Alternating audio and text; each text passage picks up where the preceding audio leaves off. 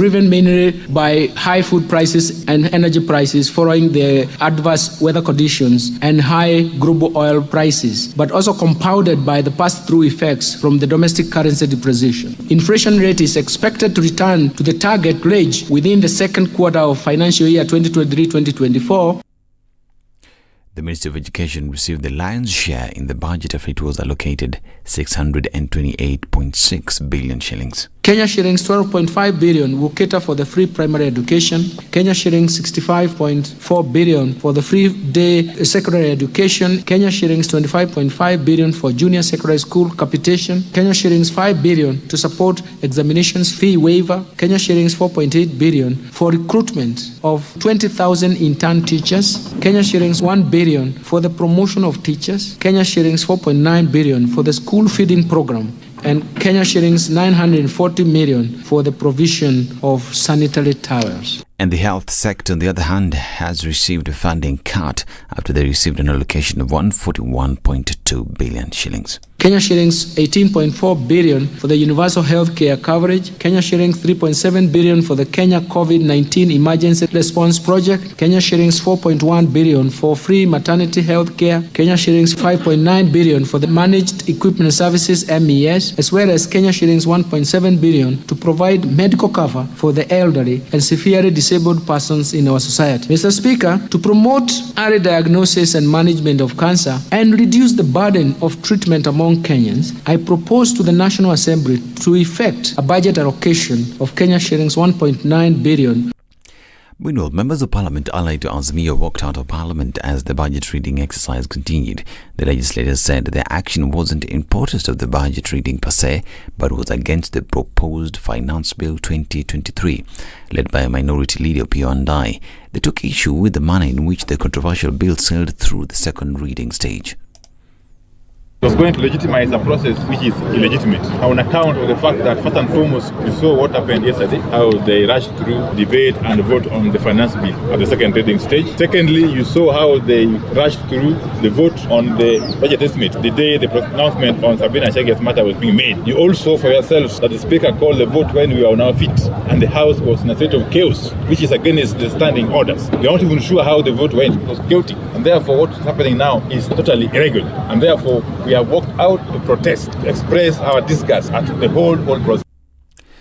And President William Ruto has retaliated that his administration is keen on fully transforming the economy of the country through various projects. That is, the president reiterated, speaking during the International Labour Conference at Switzerland. Ruto said his government is committed to implementing the bottom-up economic transformational agenda. How is it our business to contribute so that others can find work? And the stark answer I've always given them is that it is the taxes of those who don't work that pay our salaries. And it is not too much to ask us to pay for those so that those who do not work find work. And the government will deal with both the drug dealers and peddlers in the coastal region the same way it deals with terrorists.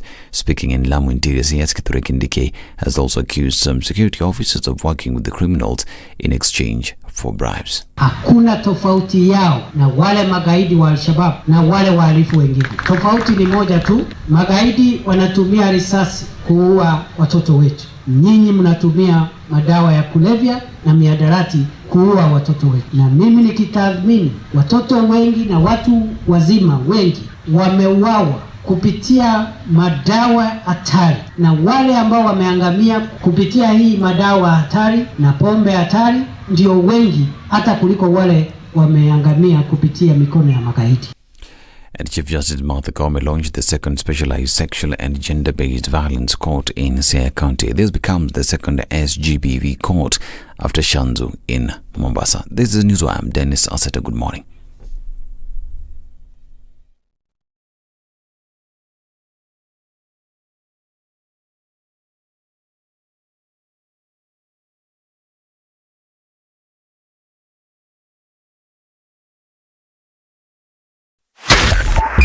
.5 Spice FM, Kisumu.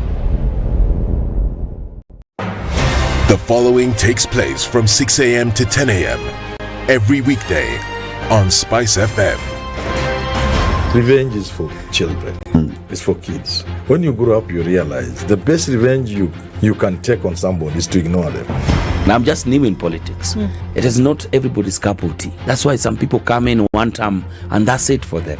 Political parties in this country do not have ideologies, whether luring or otherwise. And that is the effect of corruption.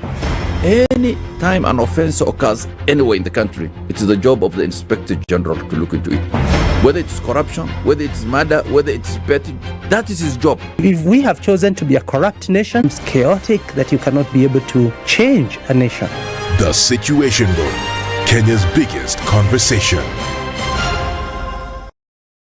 Mature, intelligent talk every morning. Done right. 94.4 Spice FM, Nairobi.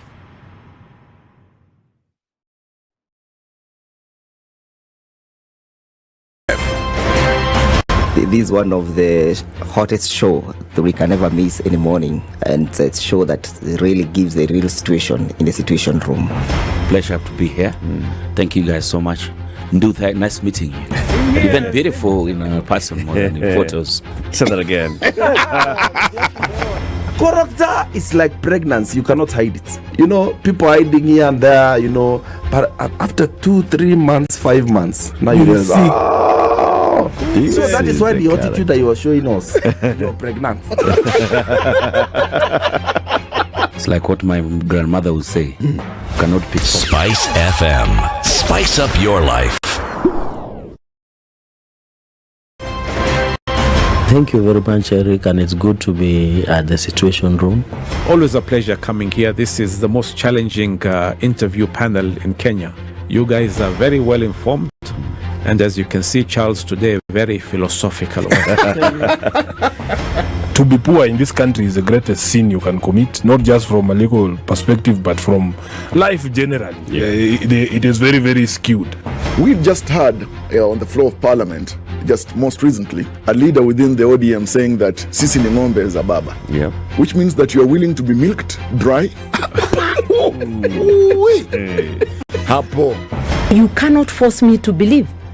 I'll give way. Even if it's land that I'm told to return to you, I will. Okay? Because the court has said so. But I'll continue saying, watu wamenirusha. That's all that I'm doing. The Situation Room, Kenya's biggest conversation. Spice FM. Spice up your life. When you're impeached, you're impeached. When you're sentenced, you're sentenced. Madam Chief Justice. Until the sentence is set aside. Ukibeba vitu kwa roho utakufa. If you carry things in your heart, you will die. You've had the luxury of living for 50 years and you cannot still explain yourself. Surely. Oh my God. The reason for which you went to school and then gathered experience, that reason must be paid for. All right. Okay. This level. Shape up or ship out. Levels don't change. No. It's about shipping up. You know my business partner here. Shipping out. Are we talking about the ship in the bathtub? Or the ship man. Emmanuel Talabu used to tell us a story of they were in school and they've been told to write composition about a ship. His classmate raises a hand. Teacher, are you talking about the ship or ship goat?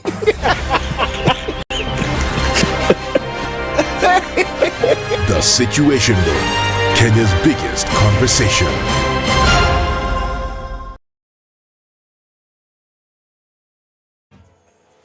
All right, Friday morning, and it looks like Njoroge Road is the one that has woken up the earliest today. The Thika Superhighway, not much going on here. It's going to build up, that's for sure. We'll see a lot of outbound traffic going into the weekend. Coming out of Westlands, that's also looking pretty good right around now. And Kiambu Road has not started to pile up, but we know that's going to happen later as folks are getting up and about and going into work, business, school. Okay, so are you stuck somewhere this morning? I don't think you should be. Worry's not right now.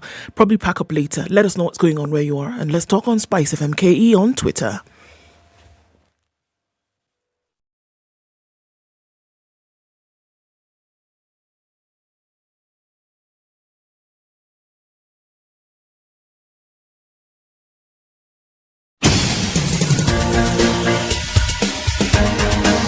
This is The Situation Room, the home of hard-hitting political commentary and penetrating insights about the state of the nation. This is a talk radio experience like no other. The Situation Room, a place for hard truths, debates, and elevated conversations. The Situation Room, witty, political, engaging, deep, controversial. In the room, we have C.T. Muga, researcher, academic, seasoned political observer, a fountain of wisdom in these politically uncertain times. Ndu Oko, Nigerian by birth, Kenyan by choice, communications expert, Pan-Africanist, a truth seeker and believer in people power, and Eric Latif, agent provocateur, the man in the chair, seasoned journalist, news hound, a man who believes in punching up, not down. This is The Situation Room, the only way to... 6. Good morning, how are you doing? Mambo iko vipi? Mambo iko poa, Ndu? Yeah. Iko fiti? Poa. Hey. And how was your Thursday? Thursday, that was yesterday. Last day. It was all right, actually. Yeah. I did some work. You did some work? You need to The ask. majority of it I did not do. Yes. There's quite a lot that's looking at me. Did you finish the work? I did not.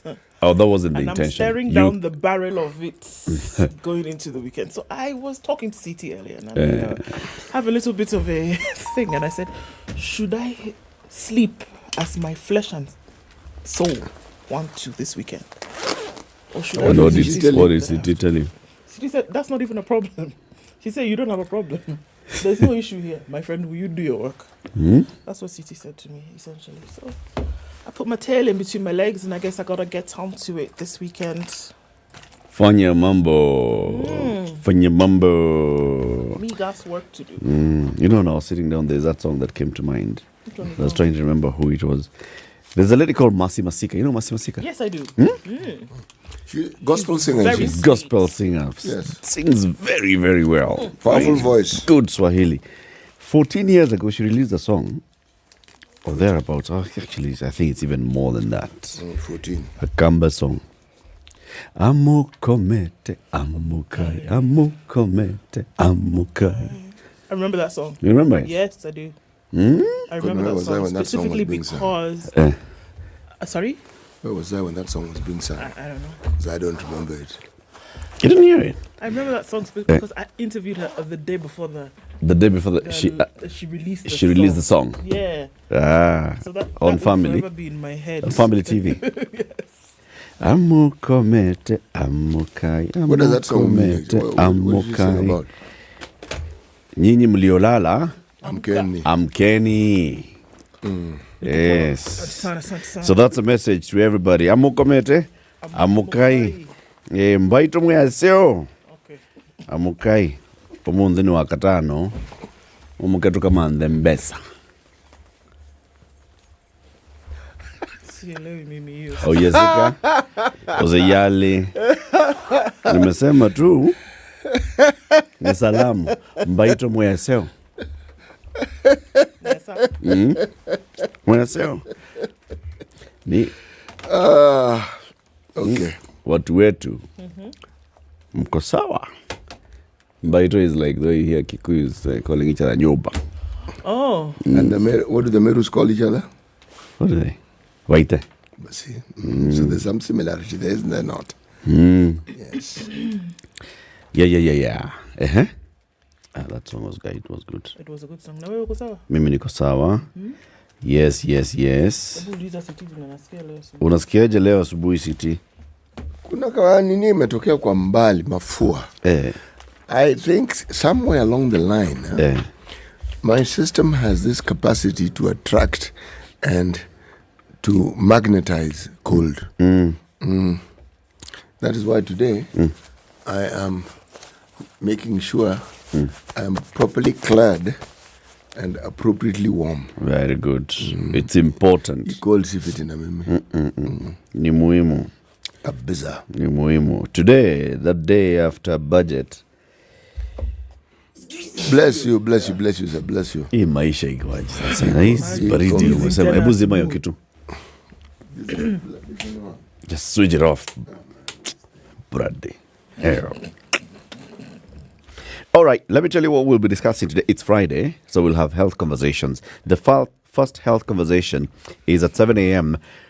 The role and the realize of NHIF in the realization of universal health coverage. So we've been having NHIF conversations. So lately, NHIF, as we talk about universal health coverage as a big thing, the anchor for UHC has been started to be NHIF. Yep. There was even a review of the NHIF Act. And then there were regulations that were published by the former CS for Health. Remember? And there was a whole conversation around, and then that story just went like sort of died. No, we don't know. Then lately we've been having issues about NHIF and health facilities accepting NHIF cover and all those things. The chairman of NHIF himself is who is coming to address all these issues. And the chairman is Engineer Michael Kamau. He'll be here at 7 a.m. to take us through the reforms that are taking place in NHIF and the positioning of NHIF to deliver this much anticipated dream of universal health coverage in the country. It's the 16th of June, International Day of the African Child. Where is the voice? That's a conversation that we wanted to have today, but we're not going to have it. So what we're going to have is a conversation around budget. Okay. Yesterday, the CS for the National Treasury, Professor Jogona Dungu, addressed Parliament, and he told Parliament what Parliament already knew, because Parliament has already discussed all these things and even passed the budget estimates and even discussing the finance bill. But he was talking about budget. Now we have invited an economist and a lecturer, Professor Exen Iraqi, to come and join us at 8 a.m. to look at the budget. Is this first Kenya Kwanza budget a hustler's budget? How it looks like.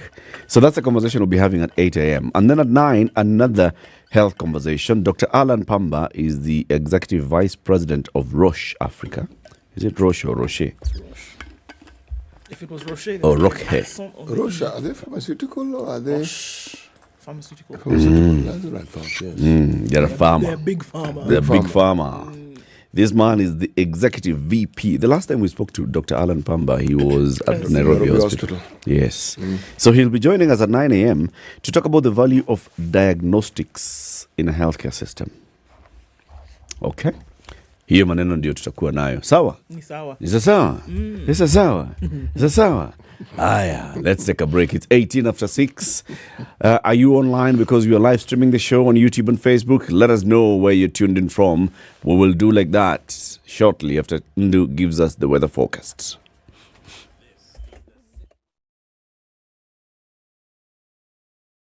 This is the Situation Room, the only way to start your day. You think you can guess the year? 2007. That's when the theme song, that's when it premiered for the James Bond movies. You're half correct. But in terms of guessing the year? Okay, if not 2007, then 1963. Oh, now you're just throwing things, eh? You're throwing the sufria and everything outside. The Spice Drive. Big hair and the biggest hits from the best decade. Getting jiggy with it. Tune in to the Spice Drive with me, Edward Quatch, 3 to 7 in the p.m. The Spice Drive, only on 94.4 Spice FM, Nairobi. Of 24 and lows of 14. We'll see lows of 15 in a mostly cloudy. Nakuru at 15, going to highs of 26. And 23 will be the high in a mostly cloudy. Nyeri at 15. It's 13 and clear in Eldoret, highs of 23. And mostly clear for now at 23 in Mombasa, going to highs of 29. Malindi will see highs of 30. It's partly cloudy at 25. And mostly clear at 20 in Kisumu, highs of 28 and lows of 19. It's mostly clear at 15 in Kakamega, highs of 27. And Uganda is clear at 18, highs of 27. It's mostly clear at 22 in Dar es Salaam, highs of 30 and lows of 22. 7 degrees and clear in Johannesburg, highs of 19 and lows of 5. While at 25, Lagos is cloudy, highs of 30. 31 will be the high in a partly cloudy Kinshasa at 23. Looking into Friday afternoon, it's sunny at 32 in Beijing, highs of 39 today and lows of 25. Partly cloudy at 15 in Paris, highs of 30, and we'll see highs of 26 in London, well into the western summers, and it's mostly clear at 21 in New York Thursday night. Coming into Friday, highs of 25 and lows of 17.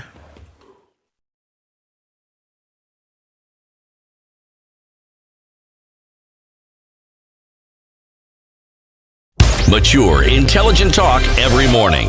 Spice up yourself.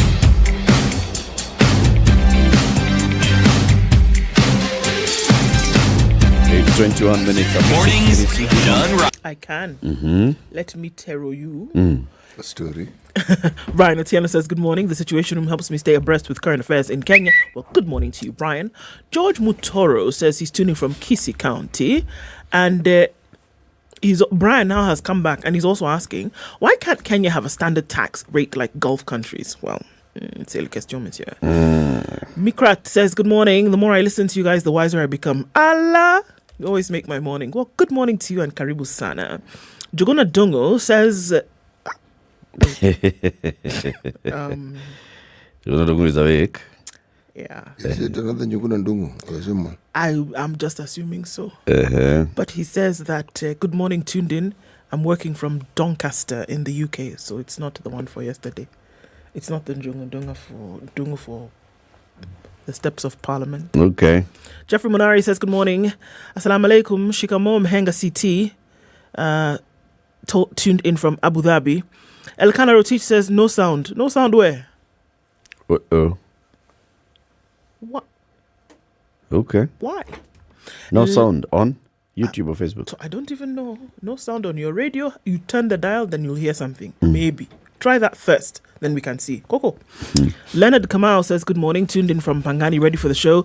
Kungi says, good morning. Mm-hmm. Well, all these people, where they come from? Ready for today as well. Locked in from Abu Dhabi, that's Sophia Damari. And engineer Peter Tippi says, good morning. Tuned in from Mawanga in Nakuru County. Good morning from Dallas, Texas, the Kenyan capital of the USA, Chris Baraza.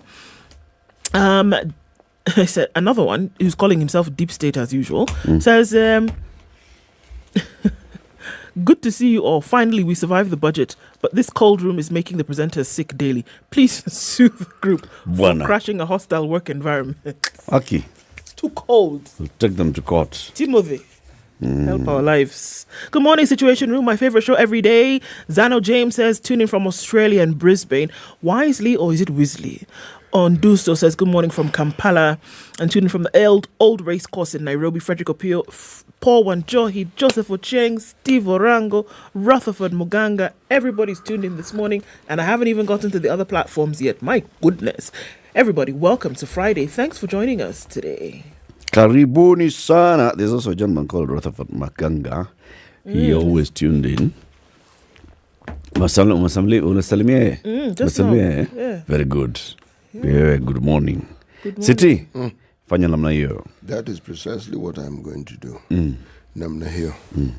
But today is our last day. Today we have our last proverb from the country of Zambia. Mother, carry me. I will carry you too. It's a proverb.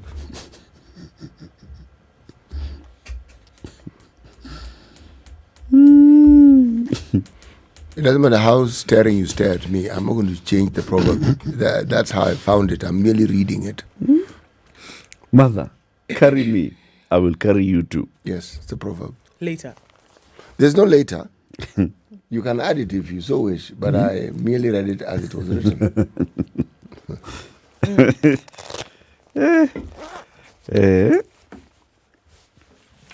Haya, ni sawa basi. Let's look at the headlines. Okay, budget pain and reward is everywhere. Who are the big winners and the big losers as Treasury CS Njoroge Ndungo inflicts pain on taxpayers in a gargantuan task to raise the cash required to reboot the economy, which is battling record debt and high energy and food prices as President Ruto's government begins the journey to fulfill election promises. 2, 3, 4, 5, 6, 7, 8, 9, 10, 11, 12, 13 and 14 of the Standard covers the budget issues. We'll look at those.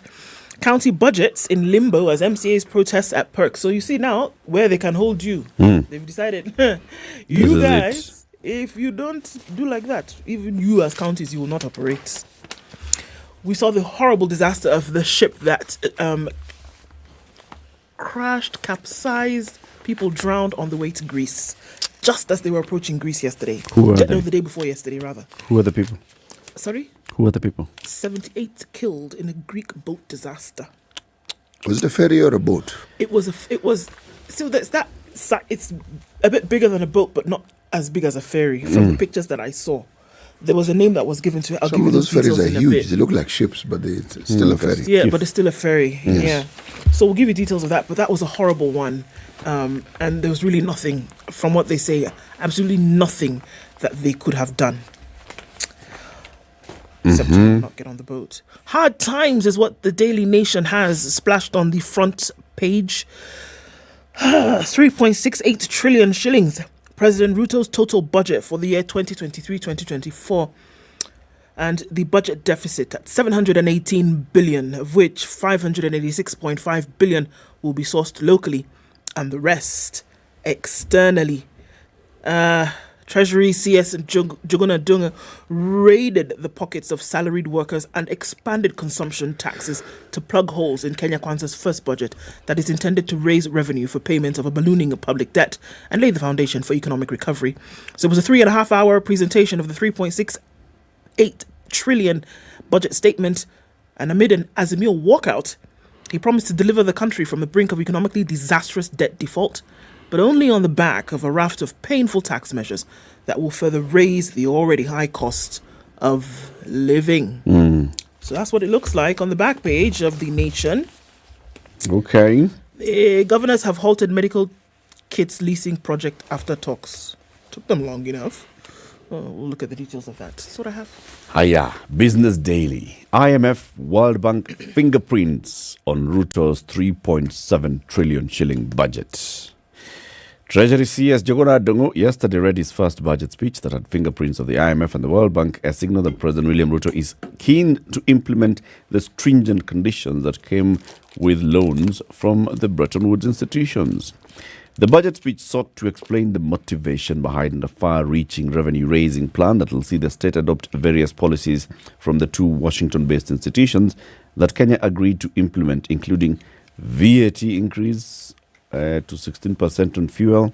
Also, various items removed from the zero rating list, which means that they will start being charged at 16% sales tax and all those other issues. So, basically, the Business Daily is saying, this budget of this year, IMF World Bank. We can see you. It's written all over. It's all over it. Ruto, Gachagua, Mudavadi offices get 3.4 billion shilling top-up. The offices of those three gentlemen that I've just read are set to receive that top-up in a fresh mini budget. The Treasury has in its second supplementary. We are not talking about next year's budget. It's a supplementary budget for this particular year. Yep. That is ending in June 30th. On June 30th, proposed additional billions to the three offices, even as allocations to development are set to fall by 39 billion. Executive Office of the President will get the lion's share of the budget increase at 3 billion, while allocations to the Office of the DP and the PCS will rise respectively. In contrast, state departments and ministries, including the Treasury, Correctional Services, Infrastructure, the National Assembly, the Teacher Service Commission, Crop Development and Agricultural Research, are among the biggest losers in that supplementary budget. Higher. Ticker headlines. How Ndongo's two new tax bans will affect payslips. You know that one of Kenya's top earners who rake in between 800,000 and $1 million per month in salaries will see their tax obligations rise by between 7,500 and 17,500 per month once the new top tax bans proposed by the National Treasury come into effect with the passing of the finance bill. Higher.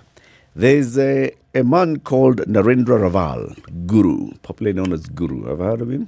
Narendra Raval. He's the boss of Defki Steel Mills. The billionaire has won the second round of a vicious battle against 5 cement manufacturers to control the multi-billion shilling industry, even as he tightened his grip on the steel sector. We should get this man to come here. Yeah? On the cement side, there's the issue of clinker and the taxes imposed on importation of clinker.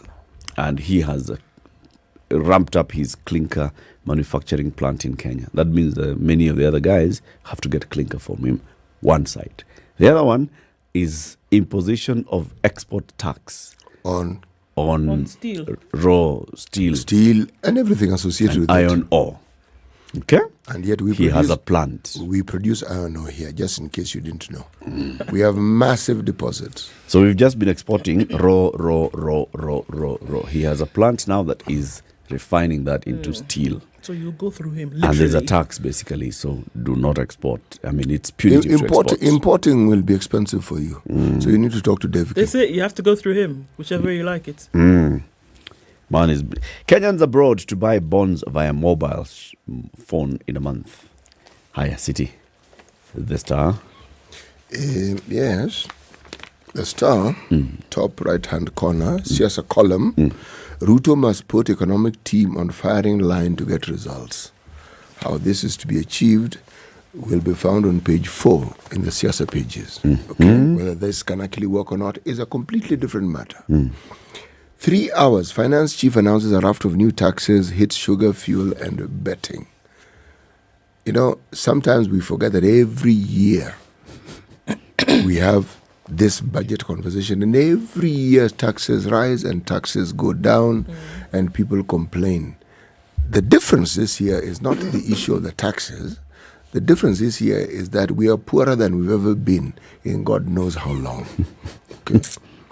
And we cannot afford almost anything. The only thing we seem to be able to afford is just live on a daily basis. And even that one, you hazard it. Okay? Pain and more pain in Ruto first budget. Treasury CAS defends Kenya Kwanza spending plans. Of course, he was going to. Zan was reading it. As a budget in a perfect storm. It's not. What is a perfect storm, really? Those of you who understand the English language. A perfect storm. What is it? Okay. You tell us, you're the teacher, Bwana. I'm the teacher of the English language, I understand. But you see, when one says a perfect storm, what seems to be insinuated that there's something good about the storm. So the question I'm asking, what is good about the storm? It brought rain, much sustenance that's needed, but it did not destroy anything. A perfect storm is one that all the ingredients are aligned. And it's going to be a storm. Yeah. It's going to be a storm. Everything, the clouds are here, the weather is here, the wind is here. Even thunder in the distance is there. This one is going to be not the clouds just are rainfall. overcast. It's going to be a storm. Yeah, and then what is good about the storm, really, Ndu? You seem to think there's some good about the storm. It doesn't mean it's good. You see, it's a contradiction of terms, if you ask me. Yeah, it is. Yeah, this is what I was wondering. Because that we are in the difficult economic situation we find ourselves in, that in itself is a storm of sorts. Okay? So, we have a problem. It is difficult. And it appears that we are trying to find our way around this particular problem. Okay? Now, he is saying that this budget, if it's perfect, are we then supposed to read into it that this budget will address the problems that we have, and at the end of it, everything that you said was aligned will bring about some good? No, when he says the perfect storm, basically what he's saying is, I'm going to destroy you. Is I've put everything in place for you to be destroyed, so that this thing. Okay, so that's interesting. But just reading up on that, the ingredients for they're calling them 7, because we use it all the time, right? But they're saying that there are 7 factors that are necessary to have this storm, whereby there will be wind, there will be rainfall, it will come down. So just what you said, I have put in all the ingredients essentially to make it rain on you. Proper. So that is it. The wind factor is there. The moisture factor is there. Precipitation is there. By the end of this storm, your house will be gone. There will be proper flooding. Your power lines will be out. As in everything that comes as the result of a storm. And perfect here does not necessarily denote good. Good. It's not good. Yeah. It's not good. It's all encompassing, comprehensive. That's what it means by perfect here. Well, this is not something you ought to be telling us. Because you're forecasting doom for us. And how then do you expect us to respond when you, the man who's at the helm of managing our economic affairs, and you're telling us that we should anticipate doom with a great deal of certainty, doom. He got it wrong. Basically, I think he just misapplied that particular phrase, perfect storm. Yeah, I think he's misused it. It cannot be. That's what he had in mind. Perfect storm is basically just the perfect ingredients for disaster. Now you tell me, here you are, whether it's a Freudian slip or not, you're telling us that I, your finance minister, I have created a perfect situation for complete and comprehensive disaster. Yes. How exactly are we supposed to thank you for that? For telling us? Or for creating it? Because for warning us. Yes, but you're telling us, and it's you who's created it. Anyway, not a problem. Let's look forward to this perfect storm. More births. Ruto debut budgets cuts family planning funding. Okay. Right. Protest. Drama as Azimio MPs storm out of house during budget. What was on earth was this for? See it? Yeah? Sorry. Yesterday they left. Where are they going? What was this for? No, we cannot. We've gone. See, let's talk about traffic. We talk about something else. All right. Okay. Lastly, how your MP? Okay. How your MP voted for the finance bill? I'm reading what's in the paper. Who sent you? Tell them we're not around. Now that you're on that line, let me tell you, parties begin crackdown on errant MPs over the bill. What are they going to do? ODM has written to Esther Passaris and told her, you voted yes for that thing. Show cause why we should not discipline leave you. Esther Passaris alone. The people they should be asking questions are the ones who did not show up. Esther Passaris voted. They should leave her alone. She had a good reason for voting. Doesn't make her less or more ODM. Okay? She voted. Period. Let's just tell us about traffic. Because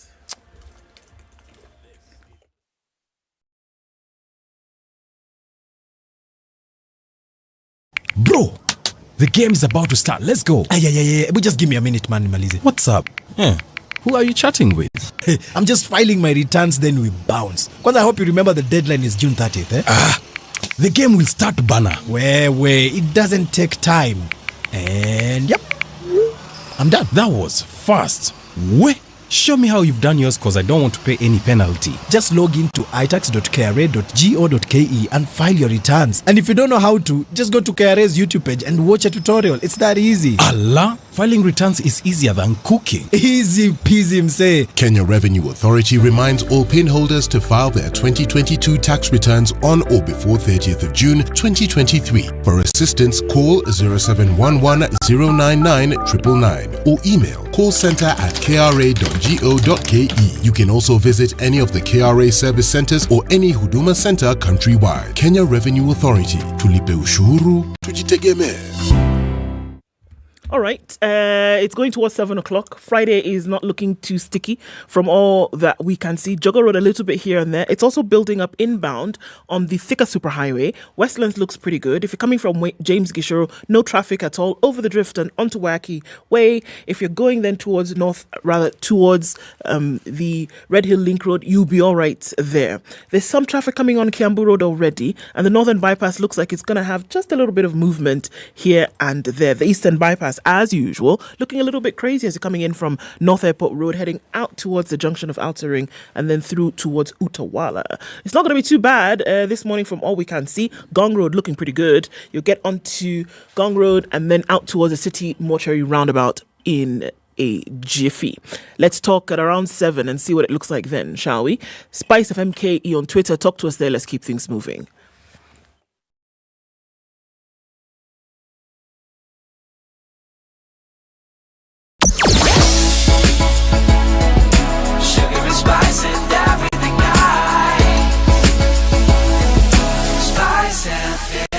Spice up your life. Mature, intelligent talk every morning. Spice up yourself.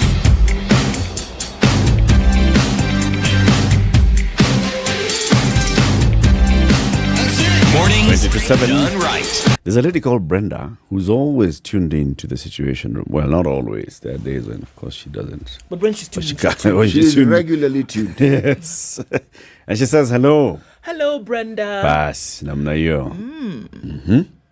Oh, you mean headlines. Tell you. Yes, now Okay, story. sawa. Now, you are looking at this budget. We'll look at it with Prof. Iraqi later. But just looking at some of the big winners, I thought this was one to look at. An additional 10 billion shillings has been allocated to the Hustler Fund and MSMEs. So the question is, Hustler Fund still operates? Mm-hmm. Okay, if it does, another 10 billion has been given to you. Yay, Dongo, thank you very much. Cooking gas exempted from VAT, import declaration fee, and railway development levy. Now, is this the canister or the gas itself? LPG? LPG itself. Okay, yay. It's the product. It's the product. So in a very short while, we'll see if your MPs coming down. You know, Azimio could marshal the Depending numbers. on the MPs again. Yeah. Remember, finance bill has not passed, eh? You know, this thing has a potential to irritate me on Friday. Finance bill has only gone through the second reading in Parliament. There's still third. There's the main one, the third reading, where they vote clause by clause by clause. Azimio could marshal the numbers to say no. After they already to that thing. They're already seeking punitive measures against their members. But that is how you bring now, you marshal numbers. It's called whipping. It's called whipping. Okay. Let me tell you other good things. 35% duty has been slapped on imported iron and steel products, what we're talking about just now, as well as baby diapers. So, well done to you. So what about diapers for adults? They just said baby diapers. Did They they didn't talk about adult diapers. Or the writers assume that it's only babies who need diapers. Right? Maybe they just said diapers. It's also very possible that Prof. Ndongo said baby. It's possible. Anything is possible. But for now, let's go with this one. Baby and if Prof. Ndongo said baby, he did not mean baby. Or did he say baby? No, baby. Baby. Right, so baby diapers and leather and footwear products to promote local manufacturing. Okay, so there's an import duty that's going to be slapped on imports, right? Oh. Obviously. Farmers, 49.9 billion. Why not just 50? But okay. 49.9 billion allocated for fertilizer subsidies, value addition, irrigation, and rural inclusivity as duty on animal feed imports is waived. So that would mean cheaper. So you would hope that you would see then a reduction in the finished product. But it's all a wait and see. It's a looking thing, as CT would say. Squatters, 1.2 billion shillings for title deeds, 2.6 billion for settlement of the landless. Communities that are landless will now be settled with this money. Healthcare, repeat that again.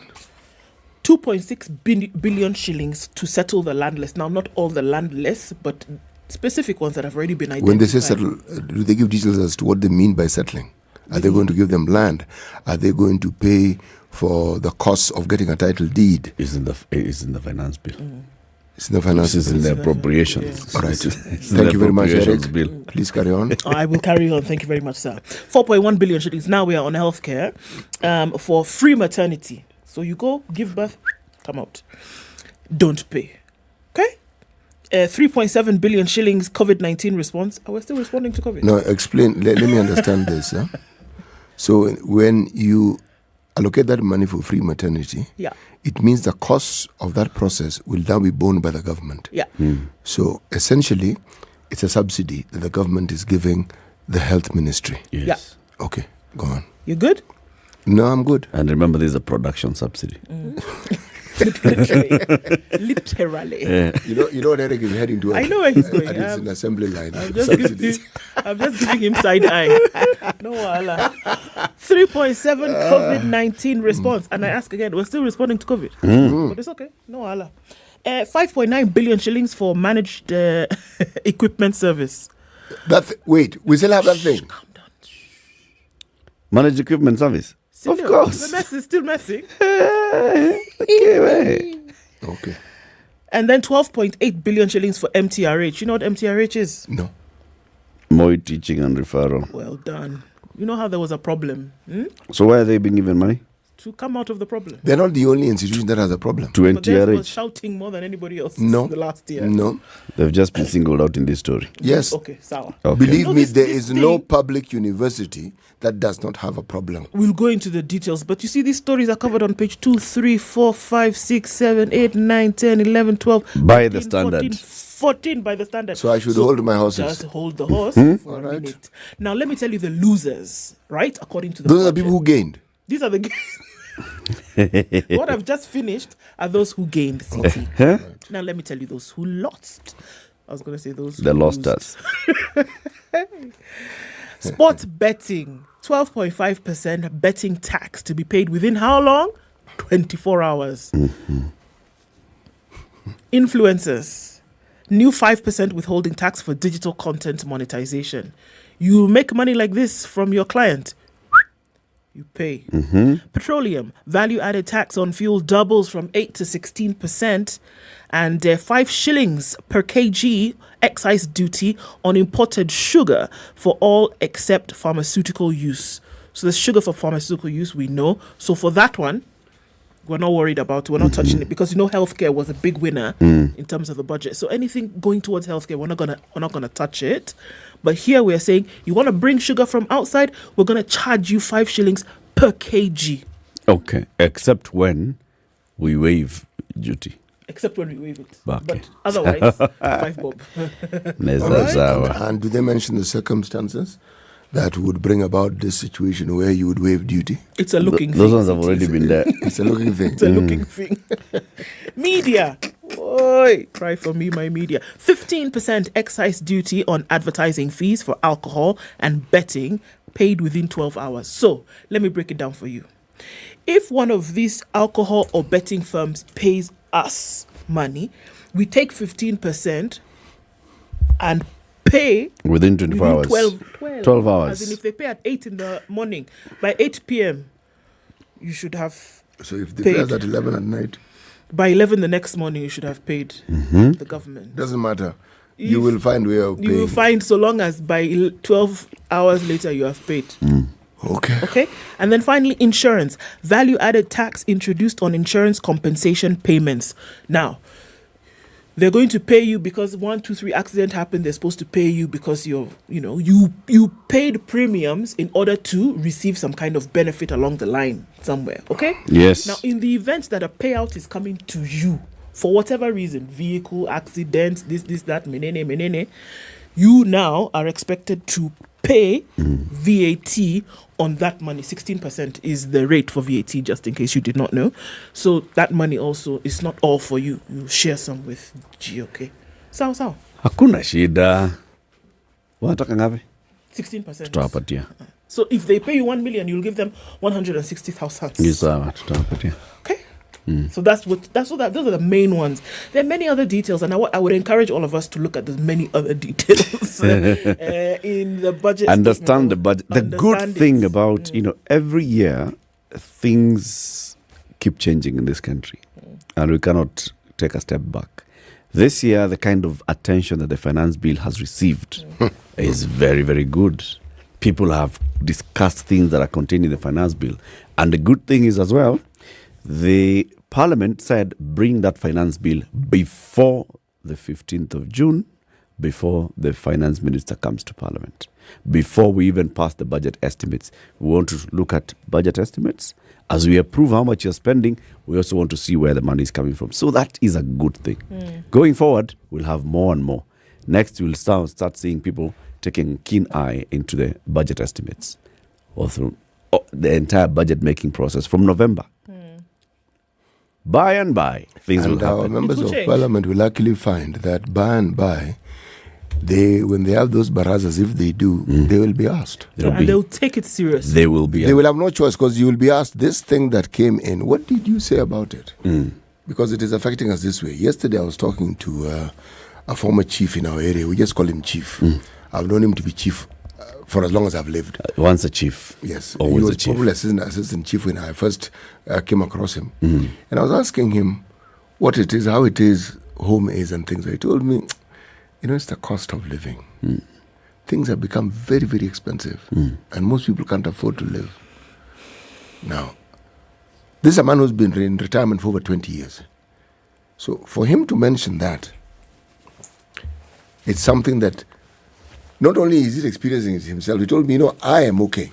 I can afford to eat. But what he was then telling me without telling me was people keep coming to him for help. Yeah. And the help that is required is that they cannot survive the day. It's coming to the basics now. Yes. It's just coming to the basics. Patia to kitu. Yes. For today. Yeah. For today. We'll think about tomorrow later. So it means the MCAs and the MPs are going to be taken to task. They'll be asked, okay, there was this thing that went to Parliament. Yeah. Tell us what your position was. We know you voted this way. Yeah, and it can't just be a blanket position. For example, yesterday, we were talking about the way Azimio MPs left Parliament. This is what they said. We have walked out on Professor Njoroge Ndongo in order not to sanitize a flawed process. It's also a protest against the punitive tax regime that seeks to impoverish Kenyans. We have walked out in solidarity with the vast majority of poor Kenyans whose plight has been ignored by Kenya Kwanza in pushing through the finance bill. This is according to Minority Leader Opiyo Wandayi. It's also a protest against the punitive tax regime that seeks to impoverish Kenyans. Suna East MP Junaid Mohammed said Azimio refused to be part of Ruto's first budget reading as it did not address the concerns of Kenyans. Azimio does not support this budget. We do not think it's a budget that's meant for Kenyans. This budget is meant for the Kenya Kwanza government. Until you get a budget that's founded on the needs of Kenyans, we will not participate. No. Now, listen. What Njoroge Ndongo was doing yesterday was just basically making a statement. Mm-hmm. The day before yesterday, members of parliament were voting on the report of the Committee on Finance on the finance bill. The day before that, on Tuesday, members of parliament were voting on the budget estimates. Azimio was present.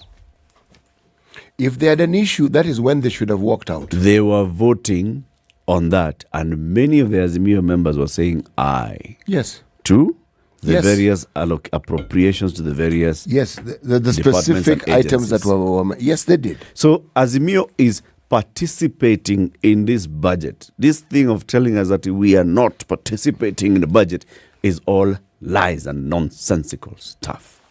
I was about to use another word that begins with S. Thank God stuff came to mind quick enough. May the Lord bless you.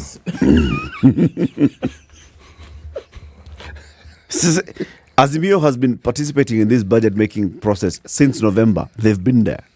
Budget policy statement came, they discussed it, they said yes. Budget estimates are before the House. Azimio members of parliament are there and they are saying yes. Budget finance bill, Azimio members, some of them were present, others were not. Now, Azimio has written to those ones who voted no and is telling them ODM fired a show cause letter to Pasaris for alleged betrayal, and they gave her 48 hours to respond or face disciplinary action. This is what the letter from the ODM Vice Chair Mwashushe Mwaruma. Did you know that there was ODM Vice Chair called Mwashushe Mwaruma? I did not know. I now know. Here's what the letter read, part of it. Your conduct was a betrayal of the trust bestowed by the party and the electorate, and in open violation of party and Azimio coalition position. You are hereby given notice to show cause as to why disciplinary action should not be taken against you. I'm sorry, I have a question. Yes. There is no interrogation as per, are you looking at the subject, the reasons as to why? They're not even asking her to show cause as to why she voted that way. They're asking her to show cause as to why disciplinary action should not be taken against you. Yeah. For going against the party position. Which is what? Which is no. Why? But no. But do read the false note. In this, Eric has actually exemplified it very well. Huh? No would have meant everything that had to do with this bill you did not participate in. Everything. That is now a rejection of it. You can't participate in all these processes. Then when Njoroge Ndongo comes to read his estimates and says this is what we'd like to do, okay, you walk out. What? See, God. What exactly are you telling us? You've been participating in this entire process throughout. You've been in parliament throughout. Where are you walking to? Yes, exactly. Where are you going? How long do you intend to be there? Okay, How long are you walking? Okay, since you're walking since yesterday, where have you reached? And I will walk 1,000. Look, where are you walking? Where are they going? What? See, When Eric says that this is actually a false note and that what we are seeing here is a mockery of the truth, it really is. Because, I mean, come on, man. And that's the annoying thing to me. When you have the opportunities to really be objective about some of the things that we are seeing here, and that you knew that Kenyans would be able to hold on to those very things that you say or do, you're making it seem as though it's some kind of party that, we'll all go home to later. No. And then suddenly you want to reserve the right to walk out, or you want to reserve the right not to show up when it was fundamental for you to be there. These blanket, all-encompassing statements about the rights of the downtrodden and the need to protect the rights of the downtrodden. When you're dealing with something like a finance bill, for heaven's sake, get granular for us. Itemize it for us and say, they say this. This is what it means. This is how it will disenfranchise the Mwananchi. Then it is understood. Blanket statements, everything about this bill. Everything that Professor Ndungu read, you can't say everything there is negative. Because that is not true. How then do you just throw the baby and the bathwater plus that bathtub They should tell us when they are finished working. No. Maybe they'll come back. No. Our members of parliament need to up their game and stop treating the citizenry as some individuals with some adult brain, as though we are a few eggs short of a dozen. We are not. In fact, we are 13.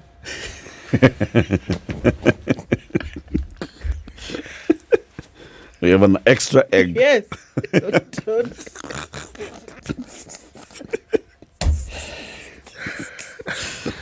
Okay. All right. Boiled egg people. There's an interesting story in the Nairobian. Today is Friday, right? Yeah. Nairobian is out. Yes. Nairobian. Get a copy of the Nairobian today. It's only going for 80 bob. The Nairobian. Nothing stays hidden. That is the tagline for the Nairobian. I was wondering what's the tagline. Is it Hini Kanairo? The tagline for the Nairobian is nothing stays hidden. Get access to that. You can also get access to it online. epaper.standardmedia.co.ke. Now, there's a story about a place called Kwambera in Limuru. Kwambera. Kwambera is an area in Limuru sub-county of Kiambu. Okay. There's a guy who comes from Geshogo. Geshogo is in Kirinyaga.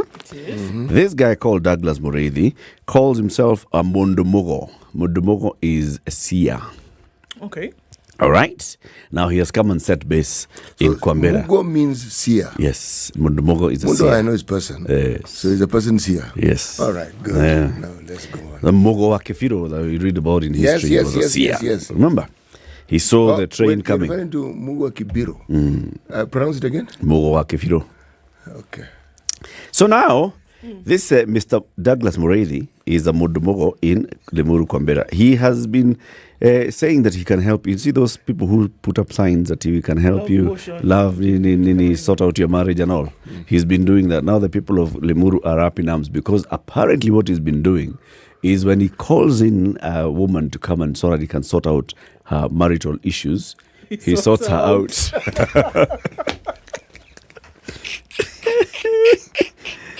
And the story is being told by one Stanley Thuku, who went to visit Mundumogo so that he can get support and help with his marriage. After Thuku going, he told his wife, please go and see Mureithi. Thuku's wife went to see Mureithi, was welcomed by a naked Mureithi. Blah, blah, blah, blah. She has had a couple of visits to Mureithi. Now Thuku has told the chief, huyu mtu atoke hapa. Huyu mtu anavuja boma yangu. And in fact, he has now done things. Now I'm impotent. I cannot now rise to the occasion. This man needs to get out of here. It's in the Nairobian. Get a copy of it. It's 7 a.m.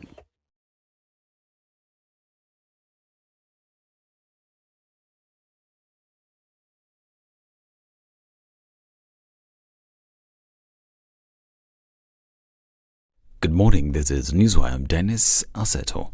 You will have to dig deeper into your pocket to enjoy your meals after the budget estimates presented by Treasury CS Njoroge hinted an increase of taxes on packaging materials for flour and sugar plus the 16% VAT on petroleum products. The government is also targeting employed Kenyans, those with huge salaries and content creators. Gamblers will pay a tax of 12.5% over a 24-hour period, while content creators will be taxed 5% on the digital income. The 16% tax on petroleum products from 8% now means that the price of 1 litre of petrol may increase by an average of 11 shillings and 50 cents. The continued practice by government to subsidize cost of fuel by levying a preferential rate of 8% distorts the market, yet the economy should be operating on the principles of demand and supply. Mr. Speaker, in this respect, I propose to the National Assembly to amend the VAT Act to remove the preferential rate on the petroleum products so that the products will be subject to the standard VAT at 16%. And the Cabinet Secretary also warned that the pending bills of the national and county governments had risen to 696.9 billion shillings by the end of March 2023. The total outstanding pending bills by the national government as of March 31st, 2023 stood at 537.2 billion shillings. In terms of law, you cannot default on debt because that is clear. It has the first charge. But what we want to do is we want to create an information platform that wherever you are, you can see that the National Treasury is moving towards liability management to reduce the debt carrying capacity because it is already over-indebted. The CS recommended the establishment of an interministerial committee to carry out a thorough analysis of the stock of all pending bills and advise on how they will be settled. We are trying to give policy flexibility. You have a policy space. The Parliament may tell us, okay, the debt anchor is 55, but we are going to give you an operating range of between 50 and 60%, isn't it? That's an operational range. That's a policy range. It gives you policy flexibility. The point that you made about domestic, we are going to rely on domestic debt. We have, everywhere we go, there is a market for debt, isn't it? Our bond market is a market for debt. So there's nothing wrong with the debt. But as the CS was reading his budget speech, MPs allied to Azimio walked out of Parliament as the budget reading exercise continued. Now, the legislators said their action wasn't in protest of the budget per se, but was against the proposed Finance Bill 2023 led by Minority Leader Pio Ndai.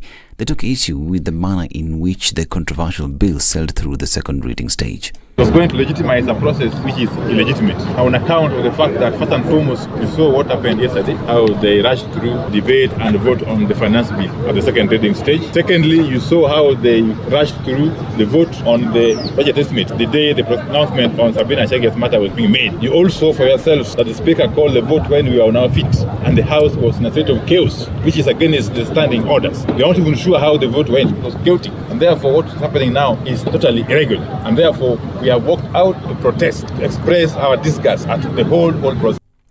And the government will deal with both drug dealers and peddlers in the coastal region the same way it deals with terrorists. Speaking in Lamu, Interior CS Kithure Kindiki has also accused some security officers of working with the criminals in exchange for bribes. Hakuna tofauti yao na wale magaidi wa Al-Shabaab na wale wahalifu wengine. Tofauti ni moja tu, magaidi wanatumia risasi kuua watoto wetu. Nyinyi mnatumia madawa ya kulevya na mihadarati kuua watoto wetu. Na mimi nikitathmini, watoto wengi na watu wazima wengi wameuawa kupitia madawa hatari, na wale ambao wameangamia kupitia hii madawa hatari na pombe hatari ndio wengi hata kuliko wale wameangamia kupitia mikono ya magaidi.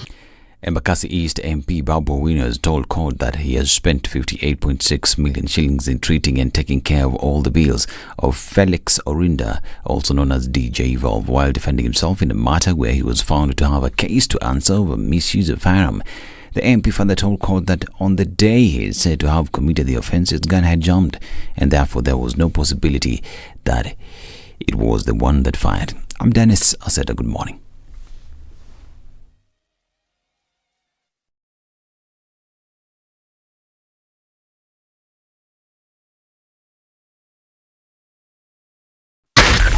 Spice FM, Nakuru. Jogger Road, the Thika Superhighway coming in from Kiambu Road. James Gishuru to Wayaki Way is where we'll see most traffic this morning. It's inbound to the city. And when you see multiple lanes on Kiambu Road, this means that folks are doubling up trying to get to the city faster. We're also looking at it coming in on North Airport Road, heading out towards the Eastern Bypass. But apart from that, it looks pretty good in most parts of Nairobi. We're going to take a look outside because there will be outbound traffic. It's already started on the Thika Superhighway out towards Kiambu County. And we're also looking at some traffic then heading out on Wayaki Way. It's going to go out in the direction of Limuru, Naivasha, Nakuru, and then further on to Kisumu, it being the weekend. We will see what that looks like later. For now, you should be all right. Let's talk on Spice FM KE on Twitter.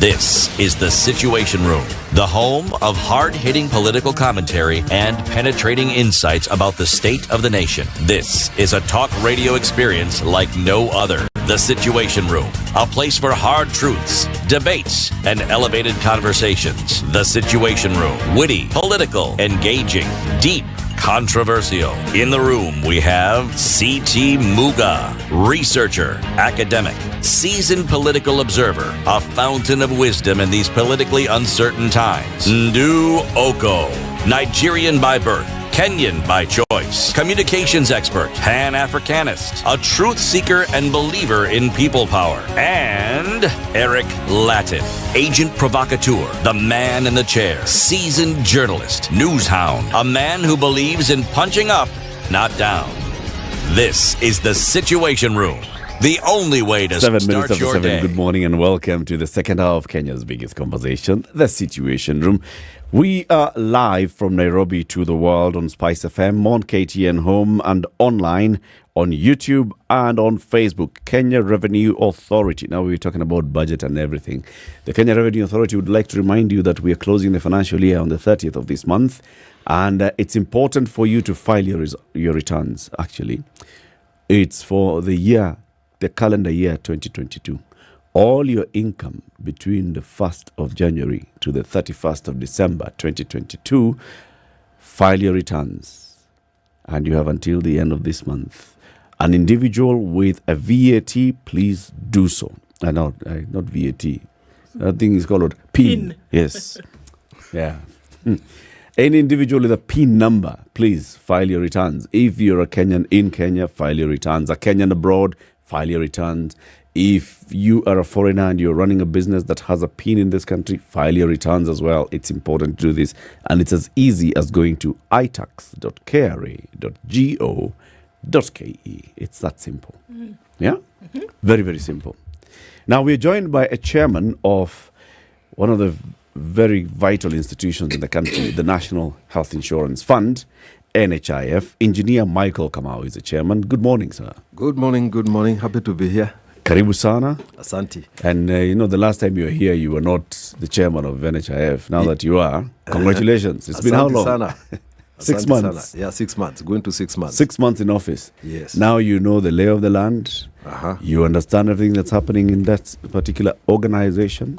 And you know the entire dream of universal health coverage. I do. That's what we'll be discussing. Thank you. And to understand the institution. I'm ready. CT has been giving us proverbs from Zambia the whole of this week. Yes. And today's proverb is a story. It is a story.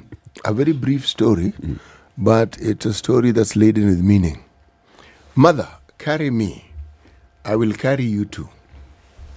That's a proverb from Zambia.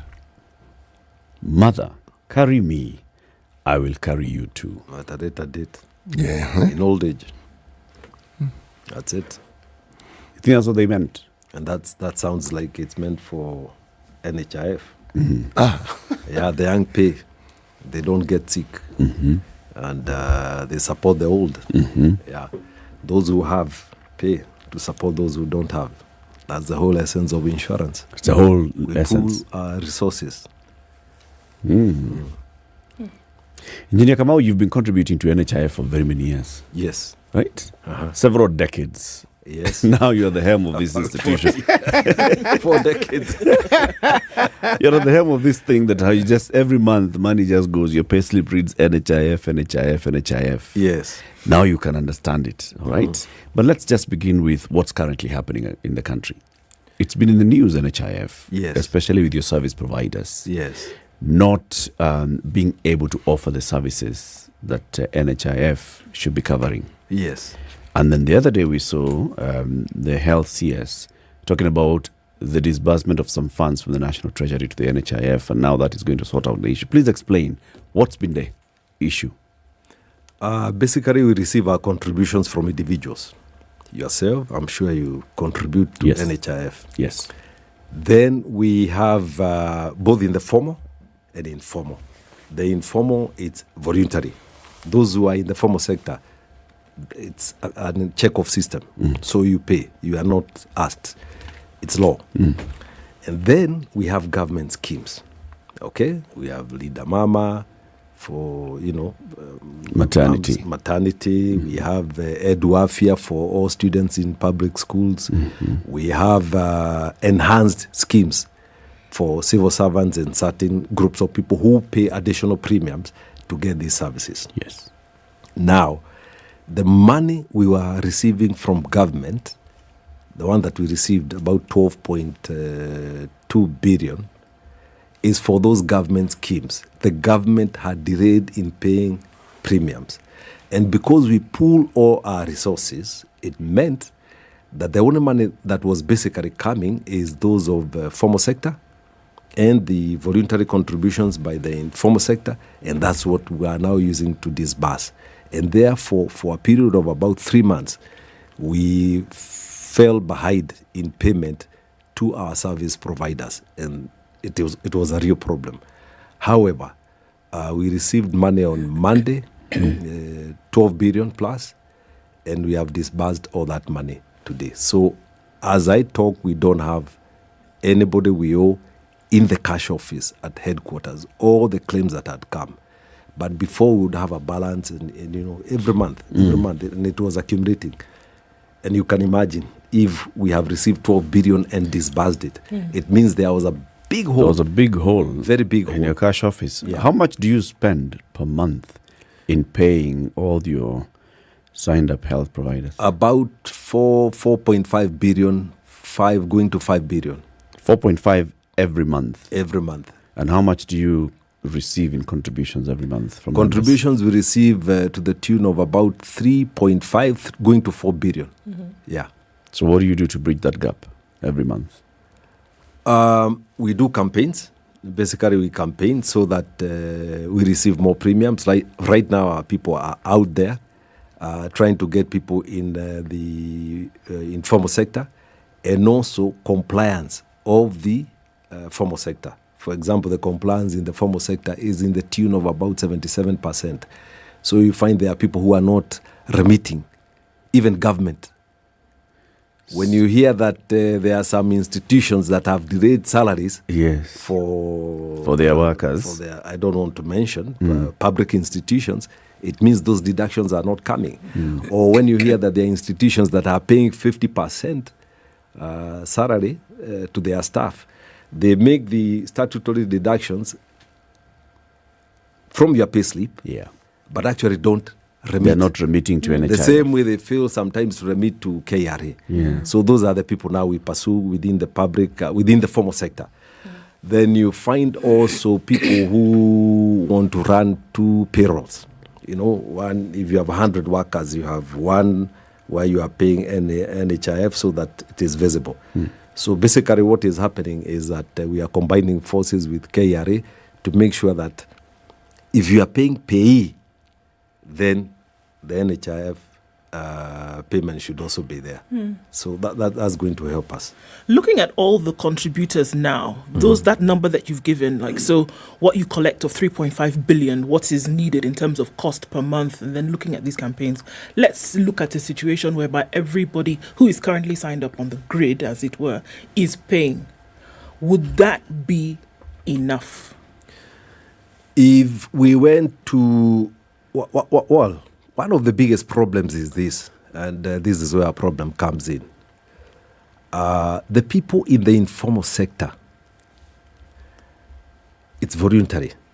And therefore, people only come when they are sick. Okay? So, like we've seen, we have charts that show that a mother who is pregnant will only start paying NHIF maybe on her 6 months of pregnancy. Yeah. Okay? So she is able to deliver. You pay 1,500 and then you are through with your delivery. It's paid and that's okay. You are diagnosed with cancer. It could be stage 1. And then you know you are going to need treatment. Yeah. Okay, so you start paying. 2 months down the line, the cancer will not have killed you. And then you start on a regime of treatment. So that is our biggest problem. And the payout to the informal sector actually goes up to 230, almost 2.5 times their premiums. Wow. So how much you're collecting from them? If we collect, and say, how a billion, much you actually the pay? payout is like 3 billion. So that is the biggest problem that we are having because it is voluntary. Yes. However, when we go to the now the social health insurance scheme, it makes it compulsory for everybody, such that whether you are sick, as long as you are above the age of 18, you should be contributing from when you can get your ID. Your ID. Now that means we would have a lot of resources to pool, and then we would be able to treat everybody. Are you able to tell from the formal sector, the way you've talked about it, and the informal sector, which then comes to seek medical care more than the other? Is there something like that? It is the informal sector. It's the informal It's sector. the informal sector because you can imagine a guy who is 18 who has just been employed and is on a payroll. People below the age of 40, you don't have any health problems. Okay? Major health problems. Major health problems. You know, it's a cough, it's a flu, but surgeries like, by the time you get to 55, even for women, that's when you start to have issues with breast cancer, with prostate cancer for men. You know, hypertension kicks in. Then you know the chronic diseases. Then you have developed some diabetes. When you are young, you are just paying and we are using your money. You don't. In fact, we pride ourselves when we are young that I've never gone to see a doctor for 5 years and so on. So, but there is nothing to incentivize the people in the private sector if you are, say, 21, to pay for NHIF. What for? So then wouldn't that be where the focus for these campaigns that you speak of then targeting? Because we've seen, like you said, people in the formal sector, if it's maternity, women start to pay 6 months into pregnancy, right? Yeah. People then come and they get looking for, they obviously they do get high payouts for medical care and treatment.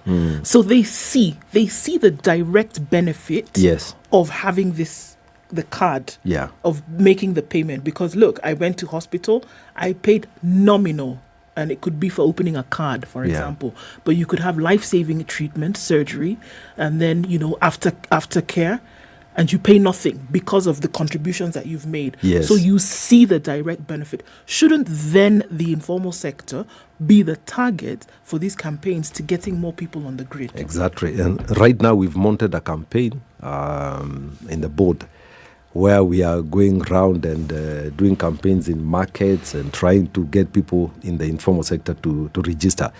Because basically also the people in the informal sector, one of the biggest problems, what we call the WhatsApp group. I'm sure all of you will be in a WhatsApp group that is asking, if you opened your phone, somebody is asking for contributions, okay? So that is the kind of campaign that we are carrying out, that if you don't want to get into these groups, even when we go back to our rural homes, encourage people to pay.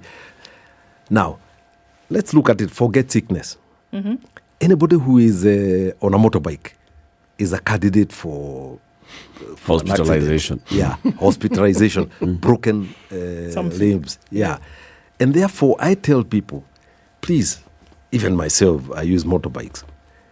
Okay? The moment you board a motorbike, you are likely to have, if you use them for 1, 2, 3, 4 months, and I'm not saying everybody who has used them for 1 year, but we know that in our hospitals, there are very many people who have suffered injuries. So it's like a cover. This thing can come from anywhere, a road accident. So it's not only a sickness. No, it's even accidents at home and anywhere. Your cow can knock you down. You can fall down in your bathroom. So we should cover everything. Basically, just be prepared, because you never know when you will need. And for example, if I may give you an example, the people who are on dialysis, do you know that we pay for dialysis at a rate of 9,600? So you find you have a kidney problem, okay, and you need dialysis, and you need 2 sessions. We pay about, call it 20,000 for ease of arithmetic, and at the end of the year, if you are going to continue with this dialysis, it's about 1 million bob, and you only have contributed 6,000. So you can see what I'm talking about.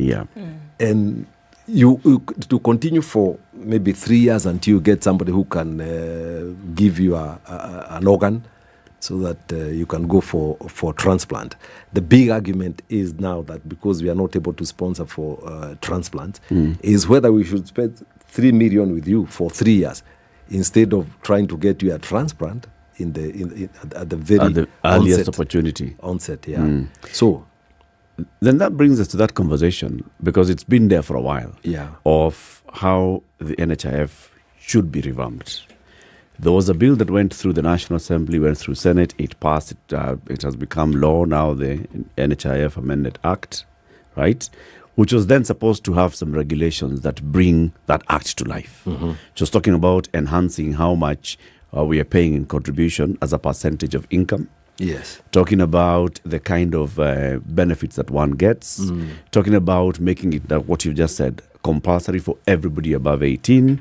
But this whole thing has never come to life. Where are we with these regulations? 2022, last year, January, that's when the act was enacted. Yes. And got presidential assent. Straight away, FKE, with others, Federation of Kenya Employers went to court, and they are board members, and stopped the preparation of regulations in regard to matching contributions. You remember, it was to be that if you pay, say, if you pay 100, your employer was to pay 100 bob. Yes. So since then, under the guidance of His Excellency, he has decided suspend that. We don't need that matching contribution and other things. So we have hammered an out-of-court settlement between ourselves and FKE, and we have prepared. I don't know why they stopped preparing the regulations, which were not hinged on what was in court, because there was nothing stopping us. So now those regulations are being prepared as we talk. The public participation is going on now, and we hope that they will come to Parliament so that they can be approved, and then we roll out the act. You know, we start implementing the act as it was. Some of those things, for example, the change from hospital to insurance to health, meant that we can now empanel, say, laboratories, standalone laboratory, a standalone pharmacy, such that you can even run your what we call level 6 hospital without a pharmacy. If I go and find that somebody else is providing cheaper medicine, we can go and buy there. The way the system is in UK, that you go to hospital, yet they don't stock medicine unless you are an inpatient. You go to a mall and get that. And laboratory is also like, I don't want to mention particular names, such that if you have a hospital, a government hospital, that does not have a lab that can perform certain say tests. MRI. Say MRI. You go to, say, Hospital X in a county, they don't have it. They will send you to one of those facilities and it will be paid by NHIF. You come back. Rather than the hospital telling you, the doctors are there, telling you, go and pay there and then come back. So that was intended to cure that. Yeah. So you're saying the regulations are now under public participation? Yes, public participation. But the key one here is that the matching contribution by the employer is no longer going to be there. The president has told us, forget it. It's bothering us. We've told NHIF, FKE as much. We've hammered an agreement they have not signed. I think the people who are supposed to sign are in Geneva. But regarding nothing stops us from developing the other regulations, and that was a problem. We should have done that before. What's the main thing about those regulations, apart from so the contributions are now going to be pegged on gross income? Yes. 2.7%, is it? 2.75. 2.75% yes. of my income yes. goes to NHIF. To NHIF. And the employer contributes zero. Zero. But let me tell you why the 2.75. It was meant to bring equity. The people earning less than 35,000 were paying up to 5%. And the people earning, say, 100,000 were paying 1.7% of their income. So you pay 1,700, but somebody who is earning about 5,000 was paying up to 150, which was about 5% of their income. So all people below the scale of 5,000 were paying 35,000 were paying between 3 to 5%, while the others were paying less. So the idea now is to create a figure of 2.75. If you're earning $1 million, of course, that would mean you pay 27,500. There has been a very big debate, and that is part why we are having the public participation, meeting all these people and actuarists. And the idea is that probably we'll cap it at 50,000. So 5,000, 2.5% up to a maximum of 5,000. Of 5,000, which means you contribute about 60,000. The maximum contribution from a person. 60,000, which is below the bracket, which you could go for private insurance. But we will provide certain all amenities. That means you can get treatment for that money. You'll be able to do a test, because the whole idea, once we get to the social health insurance, is to go even to prevention. NHIF kicks in to treat. But the whole idea is that we start with prevention. And that is why we have issues of community health promoters, about 100,000 spread out in all the country. All the county governments have provided government with the names of those 100,000 community health promoters. Before, there were community health volunteers, not paid. But now there is arrangements between the county governments. Yesterday we were with the Council of Governors in Naivasha, and the minister, the CS for health, and the whole health sector met in Naivasha. And the discussion was about now the social health insurance and what we are going to do during the launch. The 100,000 spread out in what we are calling PCNs, primary health care networks, where everybody is taking care of about 100 families. So they will follow you up. If you have a mother who is pregnant, they follow you up that you go for your antenatal clinics. They have thermometers. They have blood pressure machines, so that they start knowing you are likely to have, you are developing hypertension. They have the gadget for measuring the blood sugar. So we capture the diseases and also advise people on lifestyle, how to live well so that you don't get some of these diseases. So it's a whole change. In the spectrum. Yeah. I know that makes City very happy, because it's a very big promoter of that preventive and promotive health system. It is indeed. Let's take a break and then we continue the conversation at 7:30. Kenya's biggest conversation is hosting engineer Michael Kamau. He is the chairman of the National Health Insurance Fund. This is the anchor of what government is saying is going to be the universal health coverage. Now, we've had a start-stop with UHC.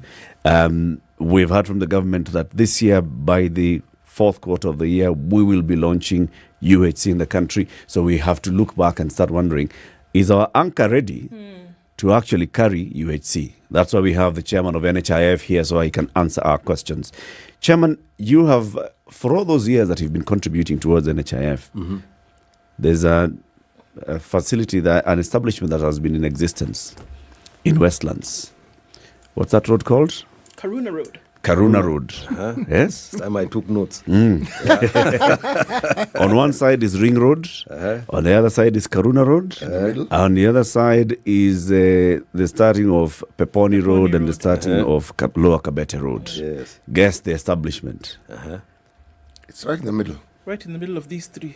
Sarit. Well done. Yes. You got it. Yeah. Very well done. Imagine you Sarit know your is city. Sarit is as old as you have been contributing towards NHIF. We started in 1965, so we are older. Okay, 1965.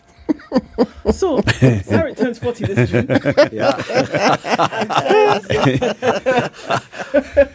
So I'm older. Very much older I'm than a very old Sarit. man. Yes. Yeah. So you can help Sarit celebrate. Sarit is saying, come down to Sarit between 1 and 2 o'clock every weekday. Every day, actually. 1 and 2. Yes. Lunch hour. Uh-huh. Spend 2,040 shillings. 2,040. Yes. Whatever you purchase, whether you decide you're going to have a meal, whether you're going to buy some books, whether you're going to go and do a little bit of clothes shopping, whatever that may be, then you take this receipt and you go to the ground floor. And there's some people sitting there and you say, look, here I am. They'll spin a wheel. Your number could land on a cruise to Singapore. Singapore, wow. The most expensive country in the world. Now, I'm sorry to take care of it. It could land on a car.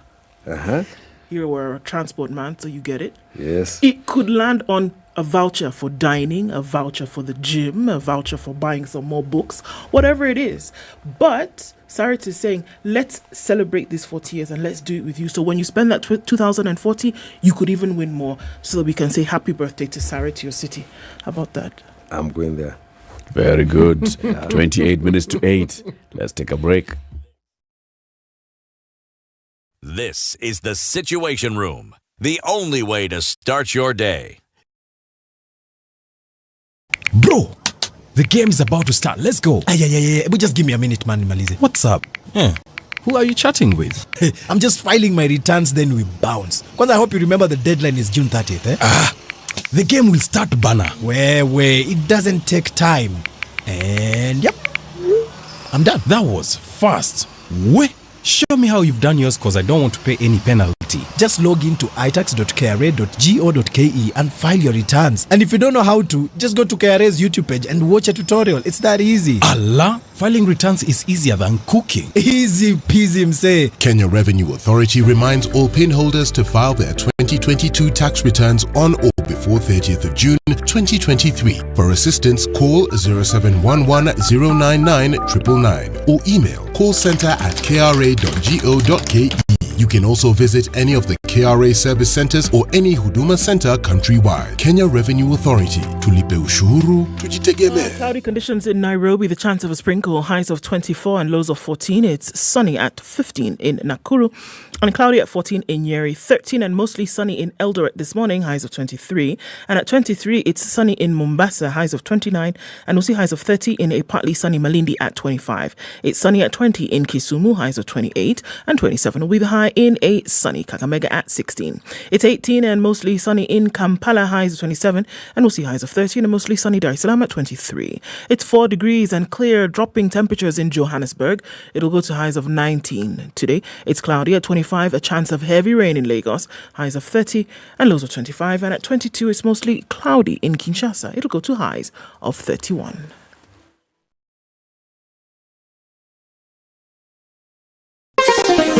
Chilled Spice.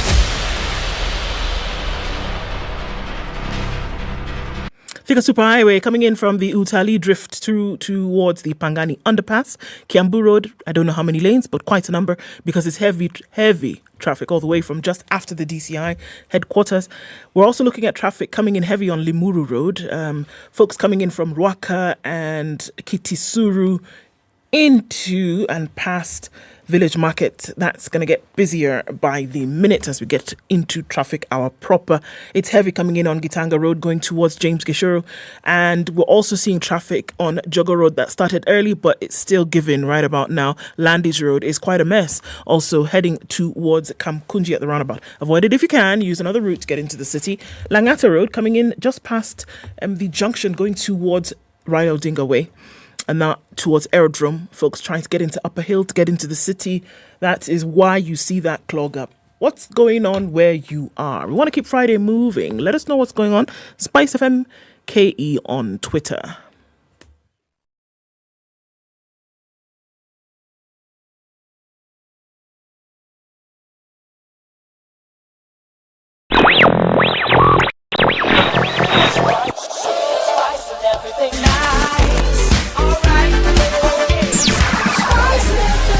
Spice up your life.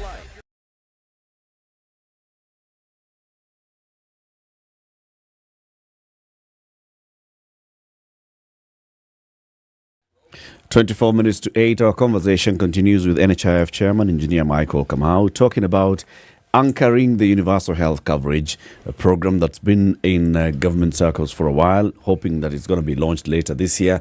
NHIF must work and work well. And that's why you're talking about the regulations that are now undergoing public participation. Regulations are seeking to put that 2.75% contribution, capping it at 5,000 like you've said. But also it's looking at reducing the minimum amount of contribution from 500 to 300. Yes. How does that help then? Basically, it does. Because we'll be able to get in. Well, look at it. It was 500. There are people who are contributing less even before, like 150,000. Those people who are earning 150 bob, 5,000 bob. The idea is, you get a guy, the voluntary contributors. Even me, I'm paying 500,000. Is that 2.5% of my income? No. So once we get into these social health, the act is passed, we are supposed to find out what is your income. Ratif. Okay. So with the community health promoters, we should be able to pick data on households and therefore determine whether if you just pay 300, 500, 600, so that it's not just the people in the formal sector whom we are squeezing. Let's say you own an industry and you make, you've just decided that your salary is 10,000. You can pick it, and the rest of it comes in terms of dividend. So how do we capture you? So that debate is out there. It's part of what we are discussing now, so that people pay their rightful percentage. Otherwise, we end up now, even you get an industrialist in the industrial area paying 300 bob. The same way they are paying now 500, which is the requirement if they're in the informal sector. Say somebody in Gikoba with a very big complex, it doesn't take any salary, or probably takes 20,000. It's not dependent on his it's dependent on his pay slip, but it's 500 bob because it is voluntary. But somebody who is in government, who is earning 5,000, is paying 5%. So that's the whole idea of trying to come with a figure, and then we work out the mathematics of how much people should be paying. Yeah. Okay. So now, obviously, there is still, even with that, huge responsibility on the shoulders of NHIF. Yes. Because it is the vehicle that will drive UHC.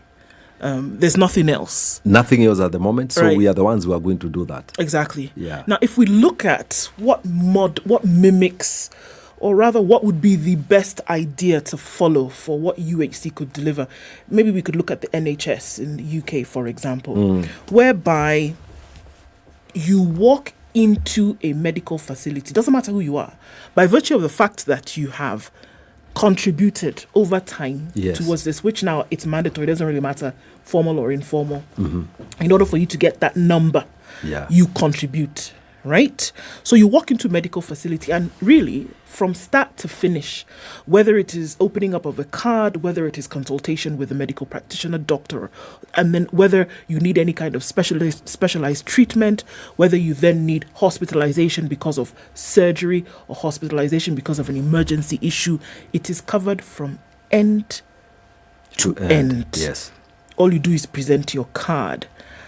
Are we saying today, because when we say universal, that's essentially what it means. Yeah. For everybody and through every process. Yes. Right? All inclusive. All inclusive. From where you sit, would NHIF then be able, with the numbers that you've already talked about, contributing currently, would NHIF be able to deliver UHC? I'm not talking about the expectations. Yes, yes. I'm talking about ability Yes. today. And if not, what is necessary to take it now from where it is not to where it has to be? There's a lot of work to be done. Number one is to ensure that the facilities exist, because you deliver health through facilities. So, and I told you we had a meeting with the Council of Governors yesterday, the whole ministry and people in the sector. One thing, there's a work that is going on visiting all facilities and making sure that if it is a dispensary, all of them are equipped to the same standards. That is it for the public sector. That a level 2 and a level 3 have the same, can carry out the same tests. Whether you are in Nakadok in Turkana or you are in Vanga in Lamu, the two extreme corners opposite. Vanga is in Kwale. Vanga is in Kwale, yes, sorry. So, once we get that standardization, and that is being carried out by a team from Ministry of Health with others, then we can say that if you go to a level 2, this is what you get. One of the biggest problems that has existed is what we call self-referral. All of us ending up at Kenyatta or Bagathi with a cough. And what now we want to eliminate, no doctor will see you at Kenyatta if you appear there without a referral. If you go to Kenyatta or to Bagathi without having been referred by your primary institution, the one next to your house, or the one that you have picked, because you still must pick, because we are going to capitate the institution where you say you live. If you are in Buruburu and there is a clinic, a city council clinic that is there, you must go there. If you need further tests, they kick you up to a level 3 and then to a level 4. That's the only time they are going to see you. Now,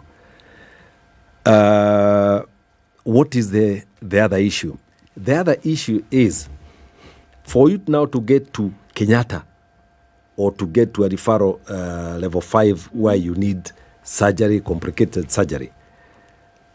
The government is going to start what we call a critical disease fund for cancers, for chronic, what they call chronic diseases, such that this now will supplement the insurance.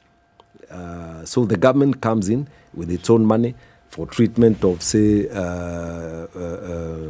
kidney diseases, heart diseases, surgeries, and major surgeries. So that now comes in to support dialysis, such that the primary health care, all of it should be covered by NHIF up to level 4. As we get in up there, it is a combination of money from government, which is consolidated. The government has so many schemes such that if they consolidated all this money together, we would be able... you can cover a lot. We can cover a lot. But right now you have disease for this, for tuberculosis, for that, for this. So if all that money was put together, we would be able to cover.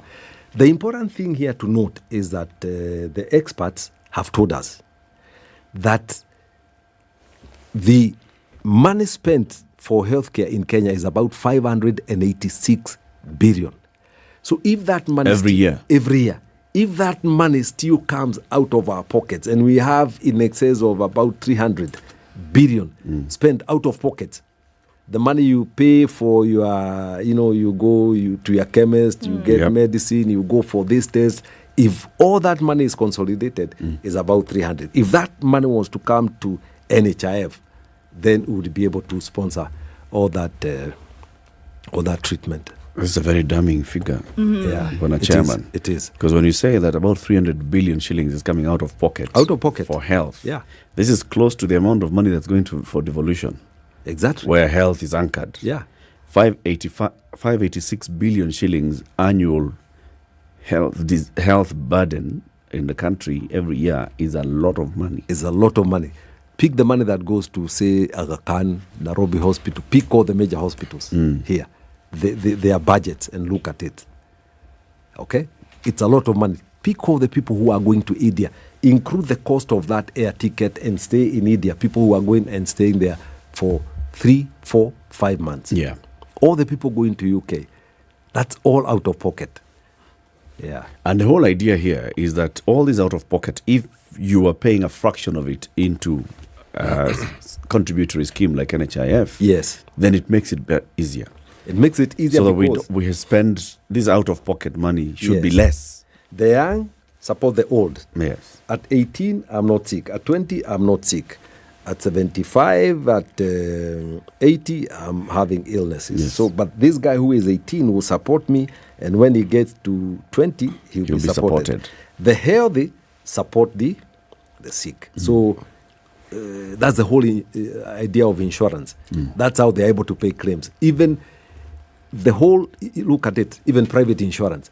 The reason why they are able to pay for all the claims. For claims is because you go for 1 year without Nini. They say, I can't remember the statistics we were told yesterday, that I don't know whether it's about 15% of the population that needs care. The rest doesn't. So that is why insurances make money, because they price their products, you pay, and they make profits. They don't get any other money from you. It's from premiums.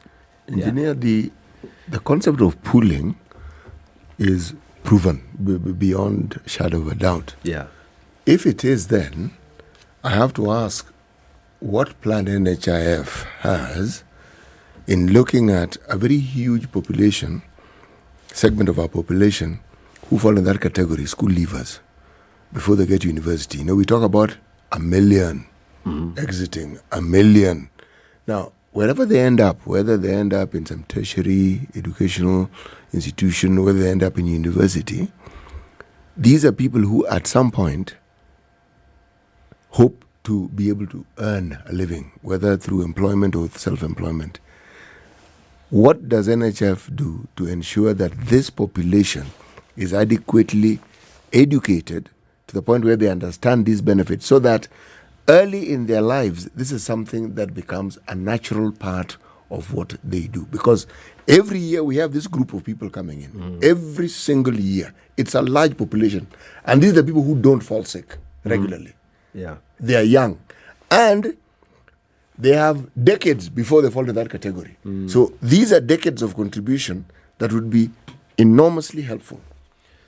Well, number one, that is an issue that we need to tackle. First of all, they don't have an income.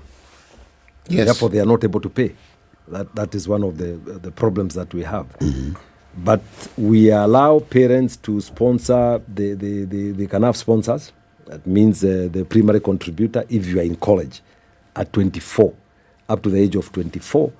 If you are in college and we have proved that you are in college, then you have a sponsor, a parent, or a guardian. A guardian. Can I suggest something? Yes. Some of these things can be inbuilt. If somebody is in a tertiary college, fees is paid. Yes. Is it not? Yes. Some get government capitation. Do they not? Yeah. Yes, they do. Precisely. Oh, in that case, I spoke about Edwafia. Yes. For example, where the government is covering all students in public schools. Public schools. Yes. We also have programs for indigents. Yes. Where the county governments, with their people, register people who are unable to pay. The elderly, people without an income, and those are some of our programs for indigent, elderly, and orphaned. And disability. And people with disability. The majority of our population don't fall into this category. They don't. These are minorities. Yeah. So they've already been taken care of. Adequate thought being given to this huge population, and they increase every year. We have these people. It cannot be that because they do not have a job or employment, they cannot pay. No. A way must be found so that they are part of this contribution. Part of it, and part of the discussion that is going on now, is that to enable people to get loans. You see, like the idea of the hustler fund, where people can get loans and pay upfront. If it is the 300 bob, it is 1,800. You get a system where you are able to pay the 1,800. That is for 12 months. And then when your income comes, because the discussion was, and somebody gave it a very funny name, you're having in January it is 000, then you have 10,000, then you have 5, then 10, then 20. Okay? So if we put systems such that you are able to get what we call, there's a name they use, premium financing for healthcare, then you can pick a loan at the beginning of the year. Say you are supposed to pay 500, that is 6,000 bob. Pay that 6,000 bob, and when your income comes in, then you are able to pay such that you remain covered. So there are several ways, and there is a lot of thought that is going into what you are saying. A lot more needs to go into it because it plays into what you call a savings culture. Developed nations that are able to have the sort of money that they can then lend to poor third world banana republics like ours comes from the savings of their citizens. It is something that we have to deliberately inculcate in young people, that you don't have to have a lot of money to be able to save money. Yeah. What you need is the discipline to save money. I am simply saying that these cultures we keep talking about, these difficult things, we inculcate them early. This generation is the so-called future of our nation. It is. We need them to be thinking differently from us. We need them to be doing things which are different from us. We need them to be doing things that will help them more than our thinking has helped us. And I think that is exactly what the Hustler Fund is doing. Is it? Yes. You borrow, and a part of what you borrow goes into savings. I don't have the figures here, but the idea is that 2.5. It's 2.5% of what you borrow. So, and I think the savings have gone up to in excess of several billions. Yes, for the people who have been borrowing. And that same thing also go into paying for healthcare, because what I'm trying to say is the ways in which this can be done exist. Yeah, they do. And if they don't, what stops us from creating these things so that it actually happens? It's too large a group to be ignored. Yeah. In fact, this radio talk is a public participation. And that is why I pick ideas from you. I want to ask a question about equipping. Yes. So the vital issue, one of the vital issues that you've mentioned here is, look, if you can get people to stop going to your referral hospitals for a cough, as you mentioned, and visit your local dispensary first, and then you start going up the levels to clinic, to 1, 2, 3, like that. One of the issues that has been had before is with equipment infrastructure. Not has had, is a present issue. Yes. So, and we're talking about things like water. We're talking about electricity. Yeah. We're talking about a tablet. Seriously, aspirin. Yeah. You know, and that's an issue. These are the reasons why I just looking at reading, is that people are not going to these dispensaries because they want to travel far. Nobody wants to get up in the morning and travel kilometers to a facility and skip the one that's next to them. But the one that's next to them does not have what is necessary to even treat them. That's why we have people showing up for a cut and things like this. Now, how would NHIF work with the equipment? I mean, just today we've seen that they want to put more money towards the managed equipment services, where we know that those have not been functioning properly for the last few years with all the scandals that have been around that. What would be done to make sure that infrastructure is equipped adequately, because it is a major part of this? If there's a dispensary next to you, or if there's a level 2 hospital next to you where there's no water, that's a big problem. Yes. If you have a radiology machine where there's no radiologist, that's a problem. medical practitioners are asking to be hired. So all of these things work hand in hand. I would see it almost, shackling NHIF Yes. to say that you are the driver of this thing. But then there are 1,000 other things that need to be done. And we're going to turn around and blame NHIF when UHC doesn't work, when there are many things that also need to work at the same time. Actually, the out-of-pocket expenses included what you have just alluded to, transport. That the facility outside your door doesn't have the equipment, and therefore you are going 20 kilometers away. Yeah. It's a major cost, even in terms of time. Let's start, let's say, bottom up. Let's start with the community health promoters. They are being equipped with a kit, a backpack, which has a tablet that has the app.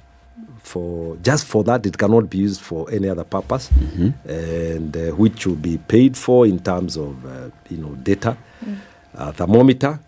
I said a BP machine. There will be a blood sugar machine and several other gadgets that help you, and of course records. It's quite a pack.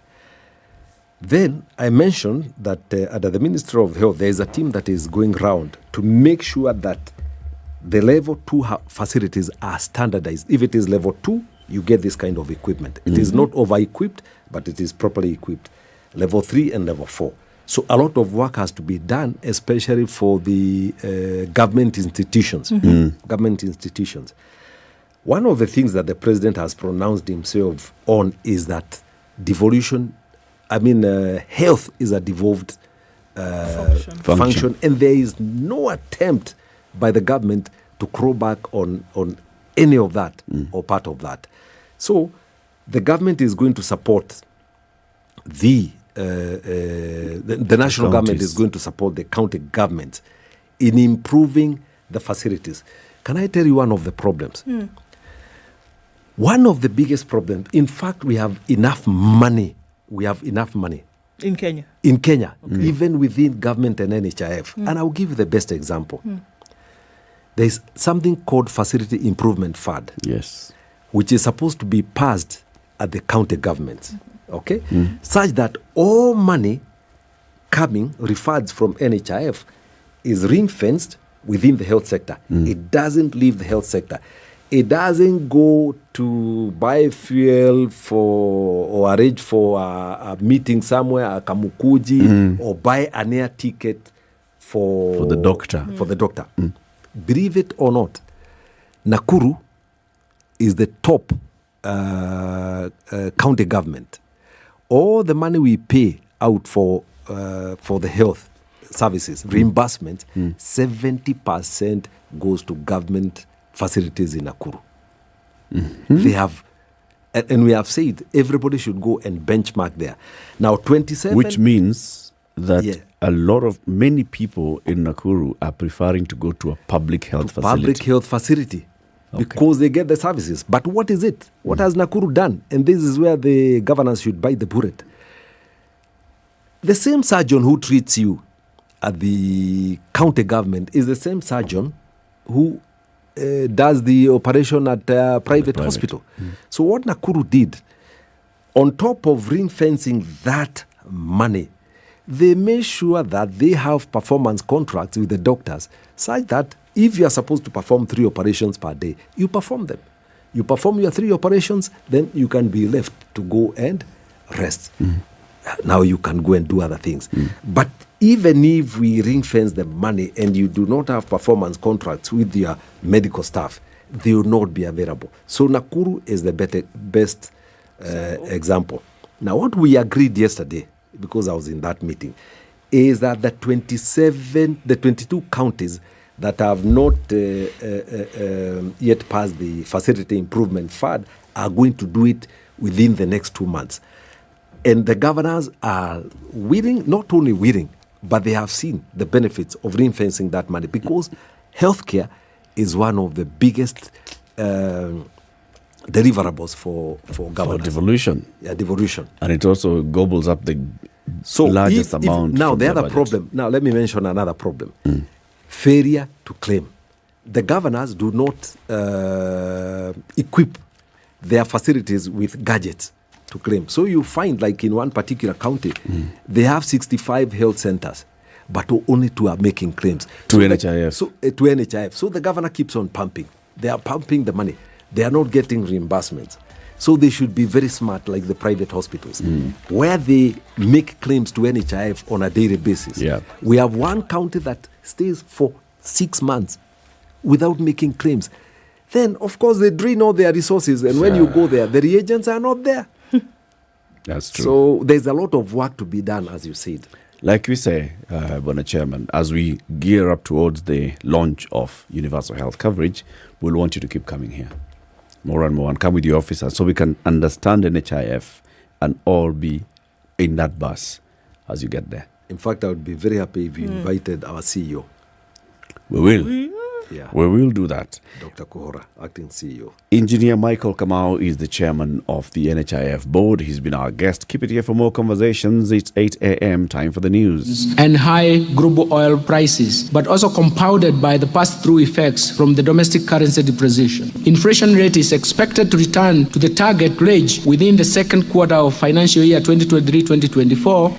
And the Ministry of Education received the lion's share in the budget after it was allocated 628.6 billion shillings. Kenya shillings 12.5 billion will cater for the free primary education. Kenya shillings 65.4 billion for the free day secondary education. Kenya shillings 25.5 billion for junior secondary school capitation. Kenya shillings 5 billion to support examinations fee waiver. Kenya shillings 4.8 billion for recruitment of 20,000 intern teachers. Kenya shillings 1 billion for the promotion of teachers, Kenya shillings 4.9 billion for the school feeding program, and Kenya shillings 940 million for the provision of sanitary towels. Now, the health sector, on the other hand, received a funding cut after they received an allocation of 141.2 billion shillings. Kenya shillings 18.4 billion for the universal health care coverage. Kenya shillings 3.7 billion for the Kenya COVID-19 emergency response project. Kenya shillings 4.1 billion for free maternity health care. Kenya shillings 5.9 billion for the managed equipment services MES, as well as Kenya shillings 1.7 billion to provide medical cover for the elderly and severely disabled persons in our society. Mr. Speaker, to promote early diagnosis and management of cancer and reduce the burden of treatment among Kenyans, I propose to the National Assembly to effect a budget allocation of Kenya shillings 1.9 billion. And Kenya Power will no longer be responsible for construction of electricity lines if proposals by National Treasury and Economic Planning. Professor Njuguna Ndungu sailed through. Now Ndungu announced 4 points action plan that targets to turn around electricity distributor currently choking in debt. Ndungu said government is keen on ensuring KPLC is financially sustainable by reconstructing and restructuring its balance sheet, mainly focusing on the huge loan balances, payables and receivables in order to reduce liquidity gaps facing the company. If the proposals are adopted by the National Assembly, Kenya Power will be forced to transfer all its transmission and power line assets to the Kenya Electricity Transmission Company. Now, President William Ruto has reiterated that his administration is keen on fully transforming the economy of the country through various projects. Speaking during the International Labour Conference in Switzerland, Ruto said his government is committed to implementing the bottom-up economic transformational agenda. How is it our business to contribute so that others can find work? And the stark answer I've always given them is that it is the taxes of those who don't work that pay our salaries. And it is not too much to ask us to pay for those so that those who do not work find work.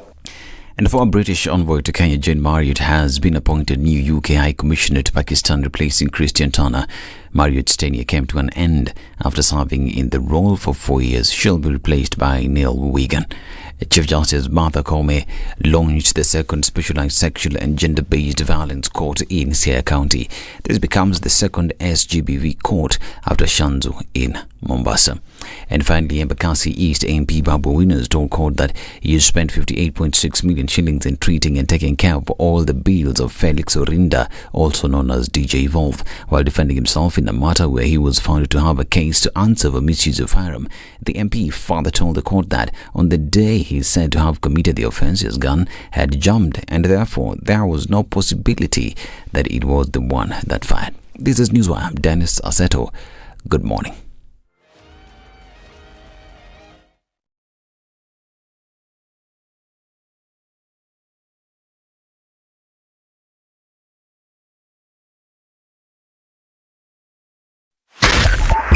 .5 Spice FM, Kisumu. It's after 8 o'clock and traffic still continuing in most parts of the city. We're looking at outbound traffic on Waiyaki Way going in that general Limu direction. It's heavy on Kiambu Road, heavy as you're trying to get towards Muthaiga Square. The traffic that is on the Thika Superhighway then now is located just at the beginning of the Pangani Underpass getting out towards Muranga Road. It's heavy coming off of Parklands Road, coming off of Limuru Road. All the folks who are coming in from Ruaka, Kitisuru, as well as United Nations at the Avenue right there. It's where most of it is happening. Gong Road, pretty busy. Your normal Friday morning traffic shouldn't be much crazier than this. And we're also looking at traffic on James Gishuru. Still continues. On North Airport Road, not looking too bad. Industrial area is chugging along. Shouldn't be too bad. Let's just see how it opens up later. Spice FM, KE on Twitter.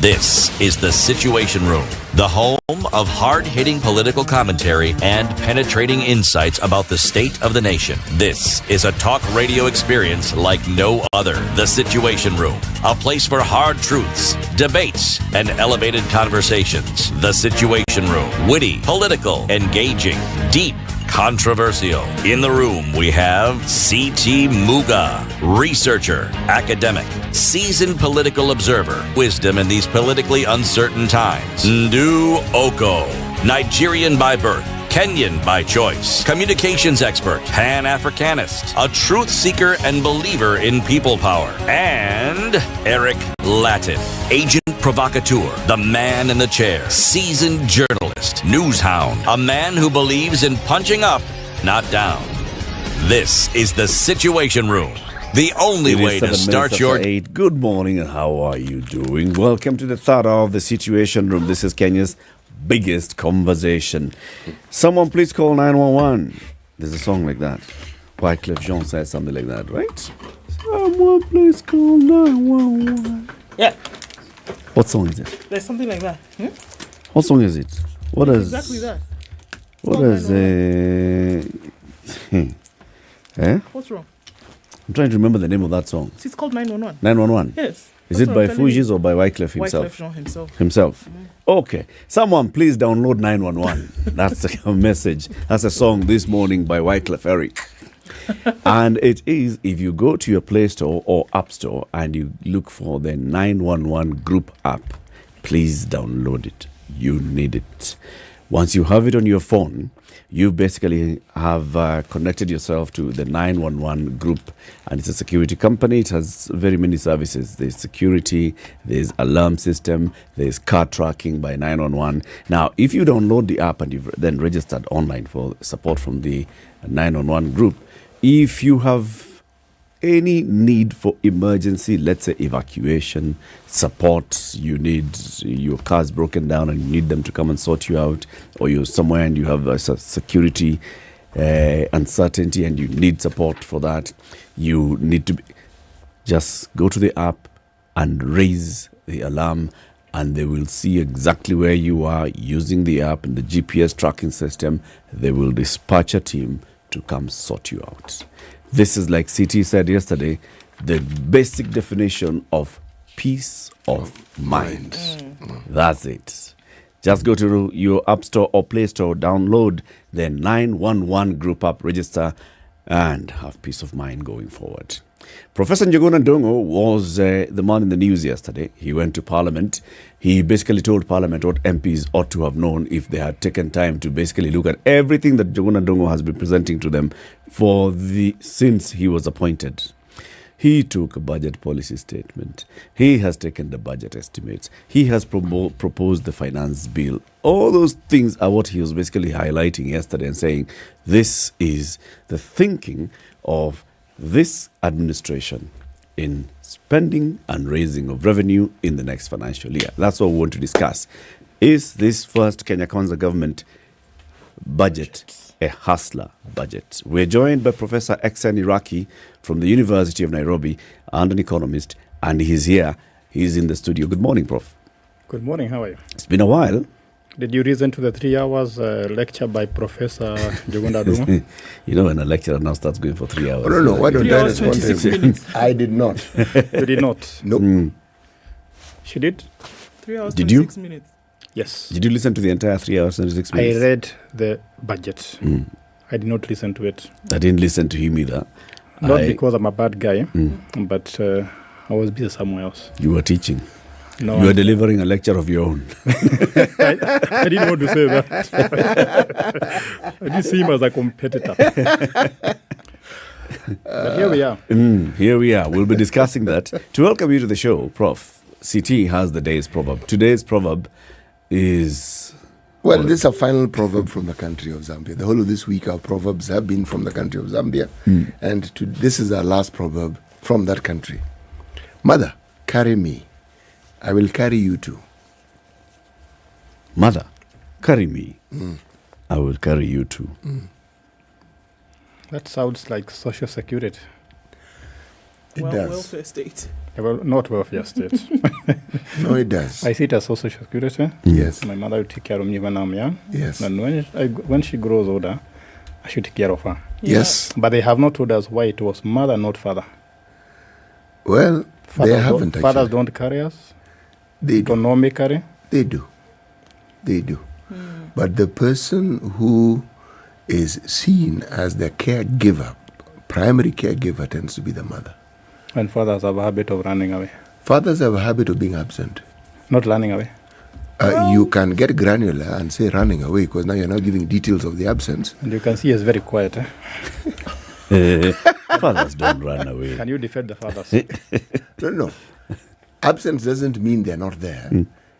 That's the notion that is presented. But in the process of caregiving, they do not feature in the day-to-day upbringing of children in most cases. That one I agree with you. Yes. Do you have an equivalent proverb from Kenya? I haven't given it thought, no. But if I do, I'm sure I'll come across one. I'll wait for it next week.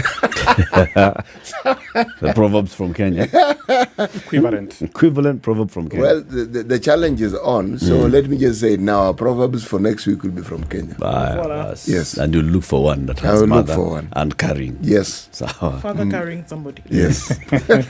Or dropping someone. Or dropping. Yes. So, Prof, you read the budget speech Yes. by the CS yesterday. And just like I said earlier, I mean, what the CS was saying is what he has been presenting to Parliament all this time. It was basically just summarizing the thinking of the government. And making it official. So what happens now after yesterday? Maybe before I tell you what happens after yesterday, I want to make a few observations about what I read and what I read. One, the budget was 129 pages. You can take about 1.5 hours to read if you are fast reader. Throughout the speech, there was something like Mr. Speaker, sir. And I was wondering why it was not Mr. Speakers, because I thought there are 2 speakers nowadays. But there's only one Mr. Speaker. It's the first budget that this government has set itself free from President Uhuru Kenyatta's budget. Now they are free to do what they want, and we are waiting to see that. And there was something for everybody, the entrepreneurs, the employees, and even the hustlers. For the employees, I like the way they got some protection, for example, duties on imports. For the employees, good luck on taxes. And for the hustlers, there was the hustlers fund, which I think was enhanced. But what surprised me was there's still a budget deficit, but it is lower than last year's. And then there was a lot of emphasis on the achievement of the last 9 months, which I think was good. It came much earlier. And finally, I saw the role of IMF being highlighted, which was quite surprising. The CS highlighted what IMF has helped, how IMF has helped us, and World Bank. But finally, there wasn't a lot of excitement over the budget as we are used to. You couldn't even know there was budget reading yesterday. In the past, when you were young, it was a big thing. It was. Now, I don't know whether we have become used to it whether Kenyans have other things to think about. But I think after the budget has been read, I think it is going to be discussed in Parliament and then wait for the implementation. And some controversies because of the finance bill. Because of that, of course. I guess we were even saying it yesterday. In those previous years under the previous administration, previous constitution as well, and even then before multi-partyism at some point when there were price controls, the budget speech was significant because among the things that the Minister for Finance was doing was announcing the price of goods. That goods go up, price of goods go up, goods go down, and it would even come into effect from midnight on that same day. And things would disappear the previous 1 week. Yes. Things would disappear from the shelves, like you're saying. Some people would take the risk of actually hoarding things and then price goes down. And you're left with that kind of stock. Proper losses. Nowadays, with this new constitution, when Parliament is now the budget-making institution, it's a longer process. So even as the CS is coming to make that speech in Parliament, it's basically just making the policy pronouncement on the direction that the administration is hoping to take in the next 12 months. You've said there are winners and there are losers. There are gainers and losers. You've talked about, for example, the enhanced Hustler Fund. Does the CS talk about the impact that we have had so far with the Hustler Fund and what we expect to see in the accelerated Hustler Fund going forward and such kind of things? I think he shared some statistics on the number of people who have borrowed money, and very interesting statistics, the number of repeat borrowers. I think there was even a record guy who has borrowed 50 times. I don't know where they got that data from. But the real impact on the people on the streets was not highlighted. So we know the money that was borrowed, we know who borrowed, how many times they borrowed. And they also talked about now people borrowing in groups. So instead of borrowing an individual, you can borrow in a group. Yep. But the real impact of Hustler Fund was not highlighted. And it's not surprising because it takes time before such policy shifts results are seen. So maybe the next 1 or 2 years, we are going to see Kenyans on the street saying this business was funded by Hustler's Fund. We've started this group. It has now become a big corporation. But for now, it's too early to judge the success of Hustler's Fund. If we look at some of the things that we're talking about, or rather that we have been shown this morning, were the big losers or the big winners. If we're looking at the big losers, because, let's save the best for last, what would be your thoughts? Because if we're just looking at some of these numbers now, for example, sports betting, 12% betting tax, and then the timing that is put on these payments and when they must be made. What parallel or what is the significance of this timing for some of these monies that we're being asked to pay? For example, media must pay within 12 hours a 15% excise duty on advertising. Sports betting tax must be paid within 24 hours of winnings. What would be the timing and the significance of it attached to these? If you remember when we were discussing the finance bill, that was one of the most contentious issues. That if I collect tax as an agent, I must remit to the government in 24 hours. And Kenyans have been asking why the agency. In my opinion, the reason why the government want this money because it probably doesn't have enough money. It wants money as soon as possible. If we admit you to hospital on emergency basis, we should give you drugs as soon as possible. So I think the emergency of getting this money shows how much the government needs money. If you look at the budget deficit, it clearly indicates the government doesn't have enough money. There was a time the government was dragging in paying salaries. But I think the other reason why they want money as soon as possible is because the sooner you keep the money, the other chances that money might go elsewhere. So it's probably seen more as a question of being efficient. But 24 hours, 5 days, they should stick to 20. Because if I'm a businessman and I'm given money for 20 days, I can do so much with it. Indeed. Would this, but I mean, the assumption most times is that when a government is looking at the calendar year, and saying we must fund the operations of and the duties that we have as government, that is why the budget comes out, right? when you look at these numbers and then the finance bill, which essentially fuels your budget, you now say we are going to allow money to be gotten from 1, 2, 3, and that is what essentially will give life to this budget, right? Happens every year. That's true. Now, does it guarantee efficiency of use from an economic point of view? Does it guarantee that because we've said money will come from 1, 2, 3, 4, 5, and money will be reduced here, pulled here, does it guarantee that in that space, government will do everything that it's, number one, said it's going to do, and number two, everything it is supposed to do? I think I compare a budget proposal and a marriage proposal. So when you marry, you have that lofty idea of what the marriage is all about, where you go for the honeymoon, and you'll be happy ever after. So when the government comes with a budget proposal, it tells us what it intends to do, where they will get the money from, and what they do with that money. It's never that way. And that's why you always see supplementary budgets, because the external circumstances keep on changing. The internal circumstances keep on changing. So as far as I'm concerned, the budget is an intention, but does not go as expected. But then, Prof, that's where also it comes in. With that intention, shouldn't we be realistic with the intentions? Remember that the proposals... Just like when you're going into marriage, Sawa, you know clearly this is the level of income that you have, this is the kind of person that you have, this is the kind of opportunities that are available to you. You cannot be proposing and saying, I'm going to get into marriage and immediately move into this kind of lifestyle. I think you have not been a politician. You must remember that behind the budget making, behind the budget policy statements is a lot of politics.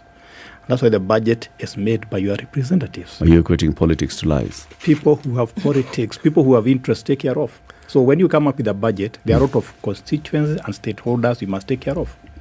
And that is why most of the time the budget is very ambitious, because there are so many stakeholders you must you must take care of. I totally agree with you that a good budget should be realistic, but it also must raise our expectations. So it's not surprising that we always have a budget deficit. We always spend more than we collect. That's true. You see, the challenge here, for example, is on the projections. Revenue projections, which is where we get the gap for the deficit. And you can see clearly these revenue projections are unrealistic. The impact of that is that we end up borrowing more. That's true. Which ends up being a burden not just for this generation, but for future generations. That, in my books, is just being completely and utterly irresponsible. I don't think it is irresponsible if you are if you are a politician. Because look at one of the reasons why we have a big budget deficit is because of the wages and salaries that we pay to the government employees. That's a very big cost. Yeah. So if we are to live within our means, it would mean reducing the number of government employees. Now, if you are the president of this country, or if you are governor, and you start telling people to go home, you can know the consequence of that. So the government knows, and the policy makers know that their projections are so rosy and so lofty. But because of that political reality, they have to keep on making those promises. But personally, I wish we had a balanced budget, that we don't need to keep worrying about where we are going to pay the extra money. But the political reality is that you have to take care of those so many interests. Can we have a balanced budget? Is it possible in some for countries Kenya to have it whereby, you know what, we can live within our means, struggle a little bit here and there, not work with bloated government institutions, not work with bloated government spending at the expense of here we are saying that political appetites must be satisfied at the expense of the livelihoods of Kenyan citizens and the economy itself. I wish we would change the constitution and make it clear that the budget should always be balanced. In some countries, they have a balanced budget. By law, that you must have a balanced budget. But in this country, it's not there. So the politicians, the leaders have a lot of leeway in coming up with a budget that is not balanced. But you also have to remember that if we had a completely balanced budget, it would also restrict us. See, some of these deficits we get are sometimes for our own good. You borrow money to build highways, to build roads, and to fund development projects. Even projects like the U.S. interstate system was built by borrowing. So sometimes borrowing gives us a chance to get consumption we would get in future today, as long as we do that responsibly. So, key word here, responsibly. Yes. And is that not the bane of our existence? Because we talk about the amounts of money owed, the amount of money borrowed, the amount of money in our budget, and there's always a discussion as to whether all that money, at the end of the day, is actually spent on what it was intended for. And the reason why money is never spent in the way it is intended is because of you and me, all of us, because we are voters. As soon as we elect our MPs and senators to the parliament, we stop at that. We don't watch over them. But if we remained vigilant and demanded that we voted you to do ABC, to balance the budget, to make sure that money goes to the right use, that money would go to the right use. Who watches the watcher? Yes, as voters, we are supposed to watch our parliamentarians, our MPs, our counter reps. We are supposed to watch over them. We should oversee the overseers. Yes, but because we don't watch them, they do what they want. And I like the debate that came the other day. I don't know whether you remember, where the MPs were being told, you have to vote this way. Then they were saying, wait a minute. I like, was she one of the women left from Kiambu, or who was that? She's the MP for Gedongori. I will vote the way I want, as long as I represent my MPs. My people. My voters. My people. That was very bold, because she's realizing that she owes her allegiance to the people who voted her. Yes. But a lot of other real reps don't owe their allegiance to the voters. That's why they do what they want. It's about you've said the reality of our politics. Yes. Also comes into play in the budget making. No question about that. But then the reality of our politics is also the reason why the Constitution created certain institutions. So they create that sort of a balance and check that says, all right, there's politics and then there's reality. That's true. The reality comes in the institutions. Public Service Commission, established under the Constitution, and this is the one that is supposed to look at the staff complement in government and come up with staffing policies. It says, if you go into any ministry, department, or agency, the complement in staffing should be at least 70% should be technical, and then 30% should be supporting. Now, there's a complaint that actually now this has just become jumbled. It's the other way around. You have 30% technical, 70% are supporting staff. You have 7 drivers. You have I don't know how many people. And this is a big issue. I will read an excerpt of what the CS read in Parliament yesterday, and I will, of course, start with the way what you said. He had every statement started with Mr. Speaker. Mr. Speaker, he said. I'd like to be a speaker for 1 month.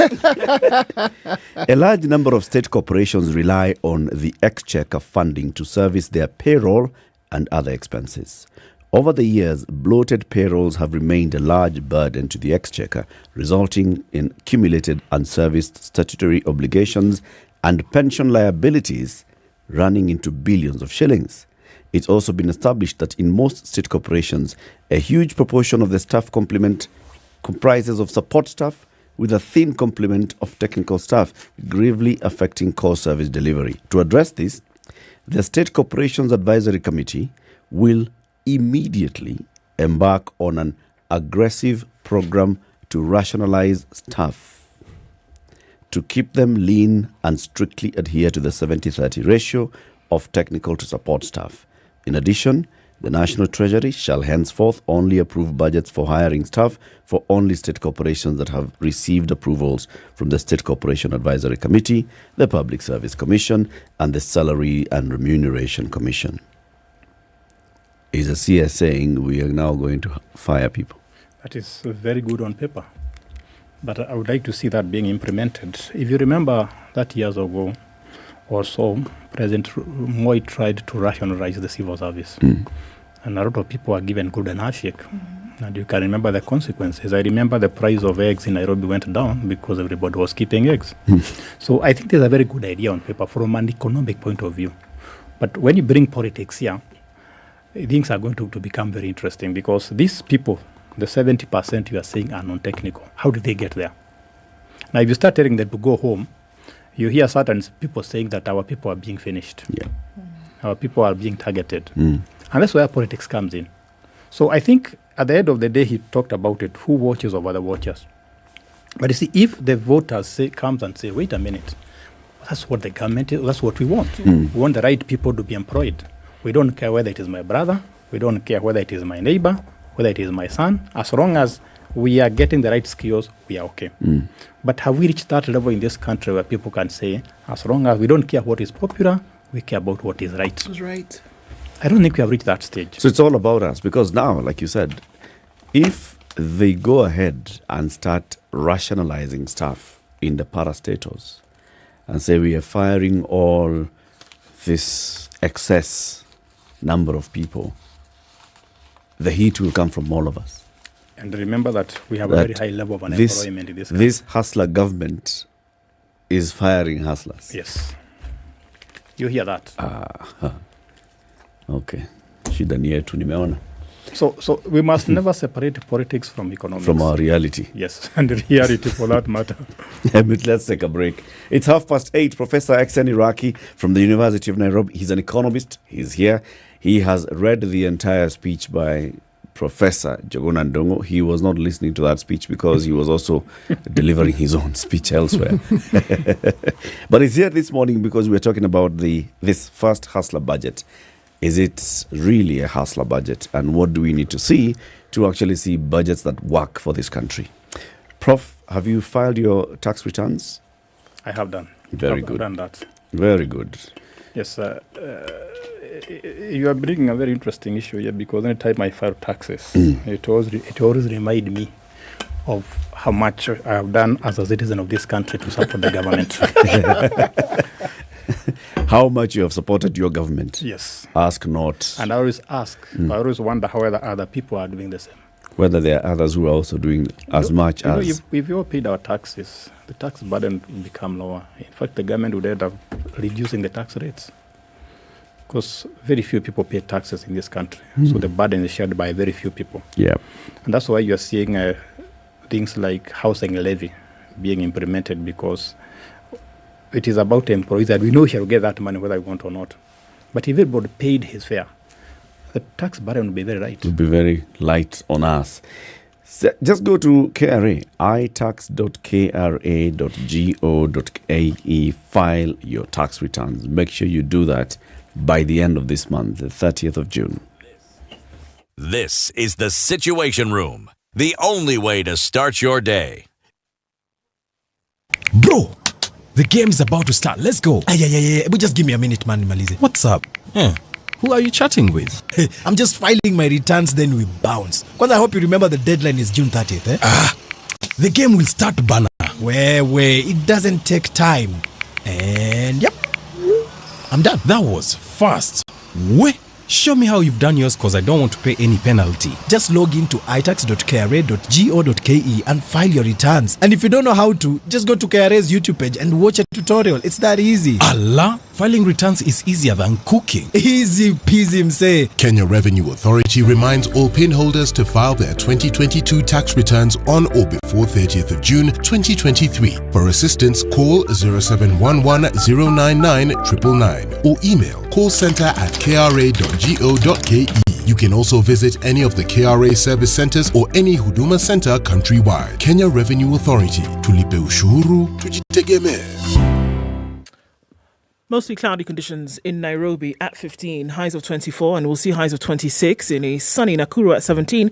It's cloudy at 15 in Nyeri, highs of 23, and 24 will be the high in Eldoret, where it is sunny at 15. Sunny at 24 in Mombasa, highs of 29, and 30 will be the high in a partly sunny Malindi.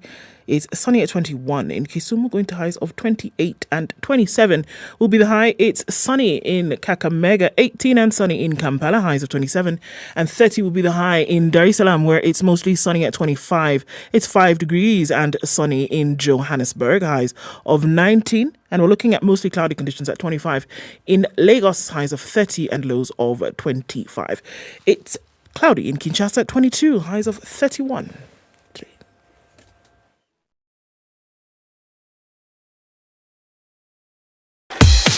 Welcome to Spice FM, the best exclusive radio station bringing you the best mix of the best music ever.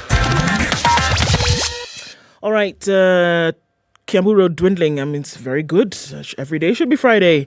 Not too much in terms of traffic coming then towards Muthaiga Square. It's still a bit heavy as you approach the Utali Drift on the Thika Superhighway. Coming out of Westlands will not be too painful. Neither will it be off Limuru Road. We're just seeing some movement coming in from Ruaka and past Rosslyn Academy and then out towards the Village Market. A little bit here and there, but this one you can get through without losing a limb or anything else. All right, as you get to the CBD, then coming in from Uhuru Highway, that's just past the Nyeri Stadium roundabout, you should be okay. Well done. Traffic hour might end earlier this Friday. Of course, we'll wait and see because it could pop up again. Spice FM KE on Twitter, just in case it does. Let's keep things moving this morning.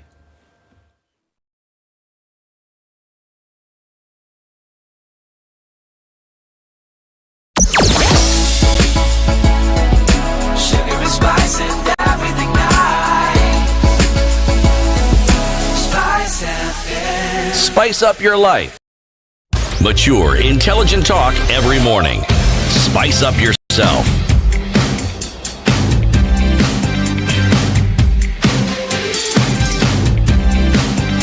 Mornings done right. Tonight, the conversation continues. We are looking at the 2023-2024 budget.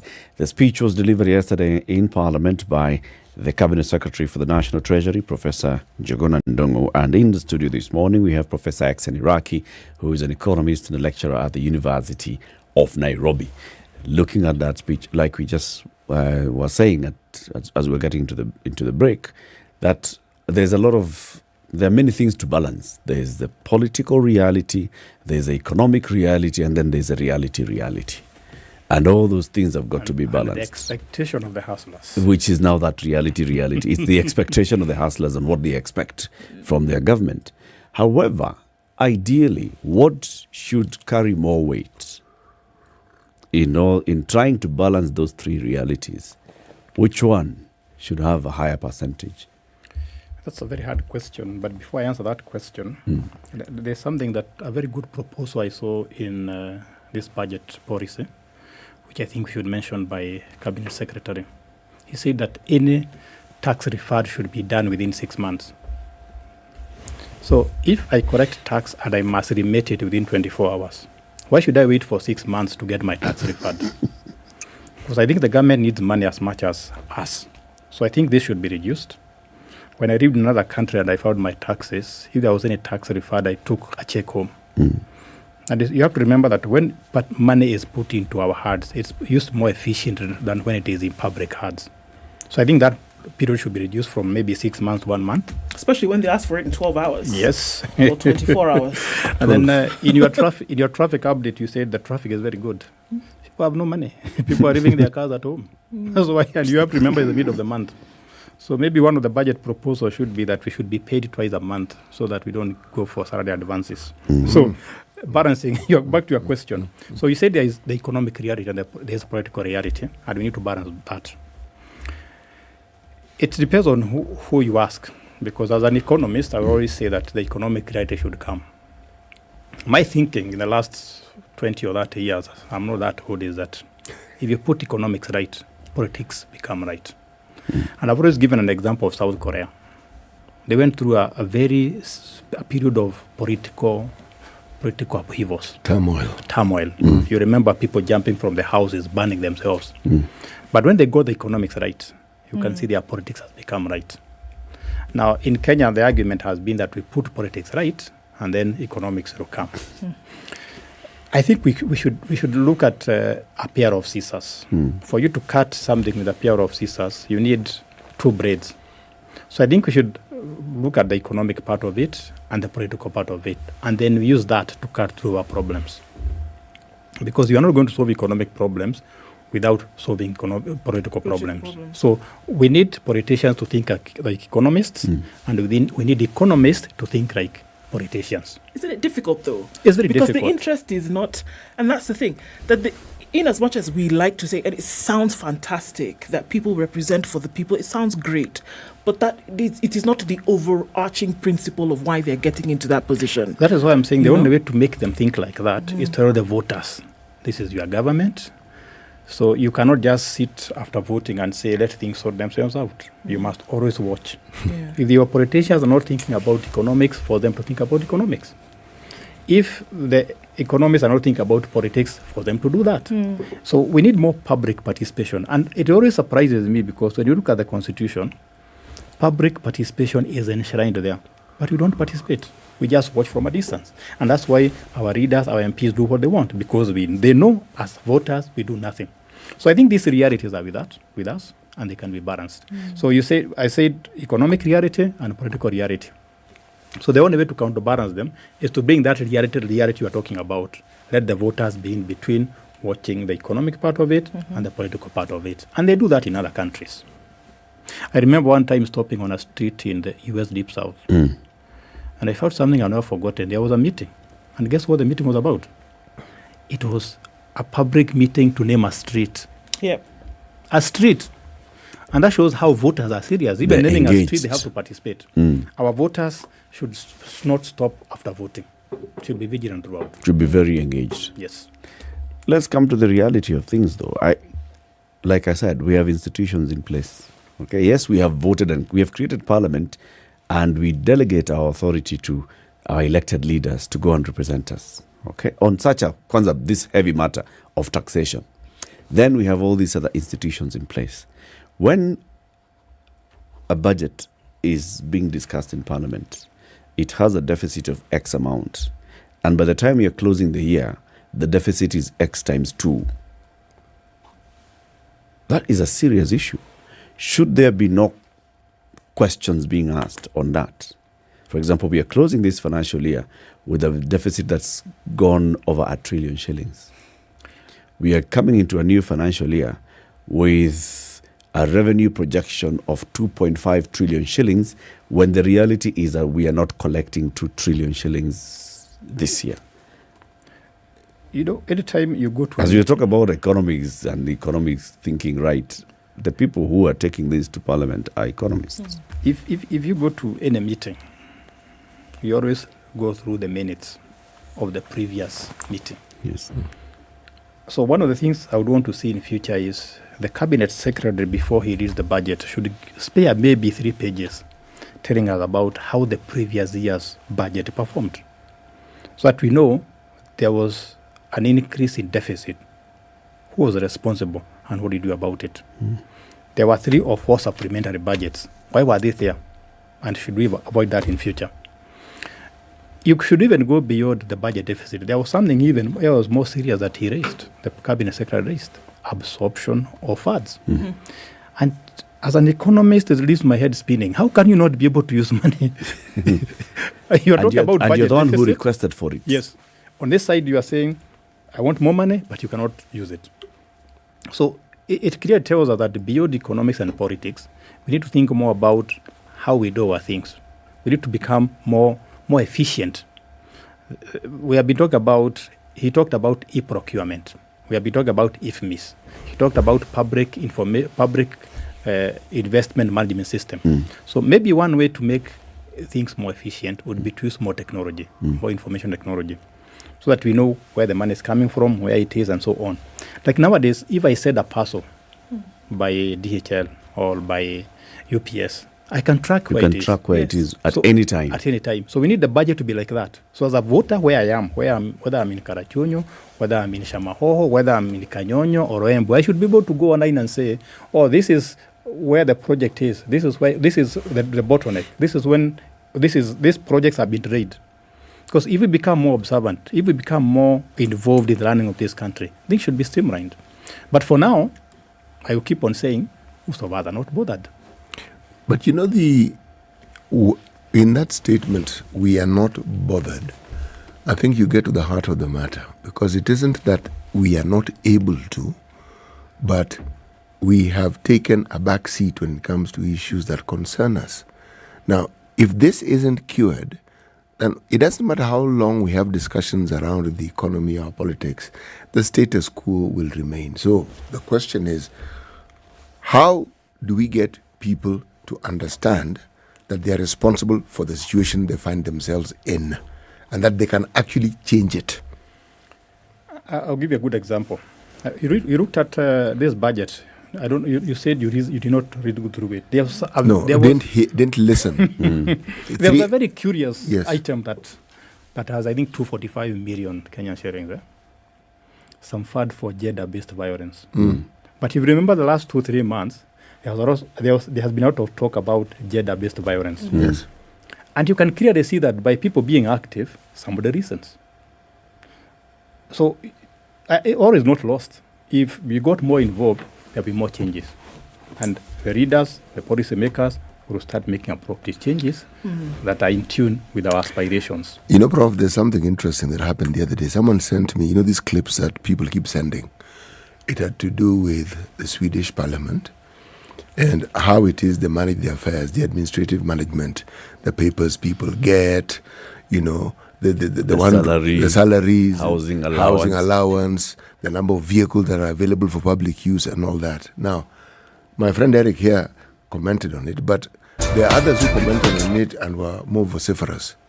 And the sum total of the comments were, how can somebody be a member of parliament and they are suffering like this? Now, for the benefit of everybody who has not seen the clip, give highlights of what the clip is saying about members of the Swedish Parliament. Well, for instance, you're given a one-room apartment. Those who are in the business of selling houses will tell you it's a studio, okay?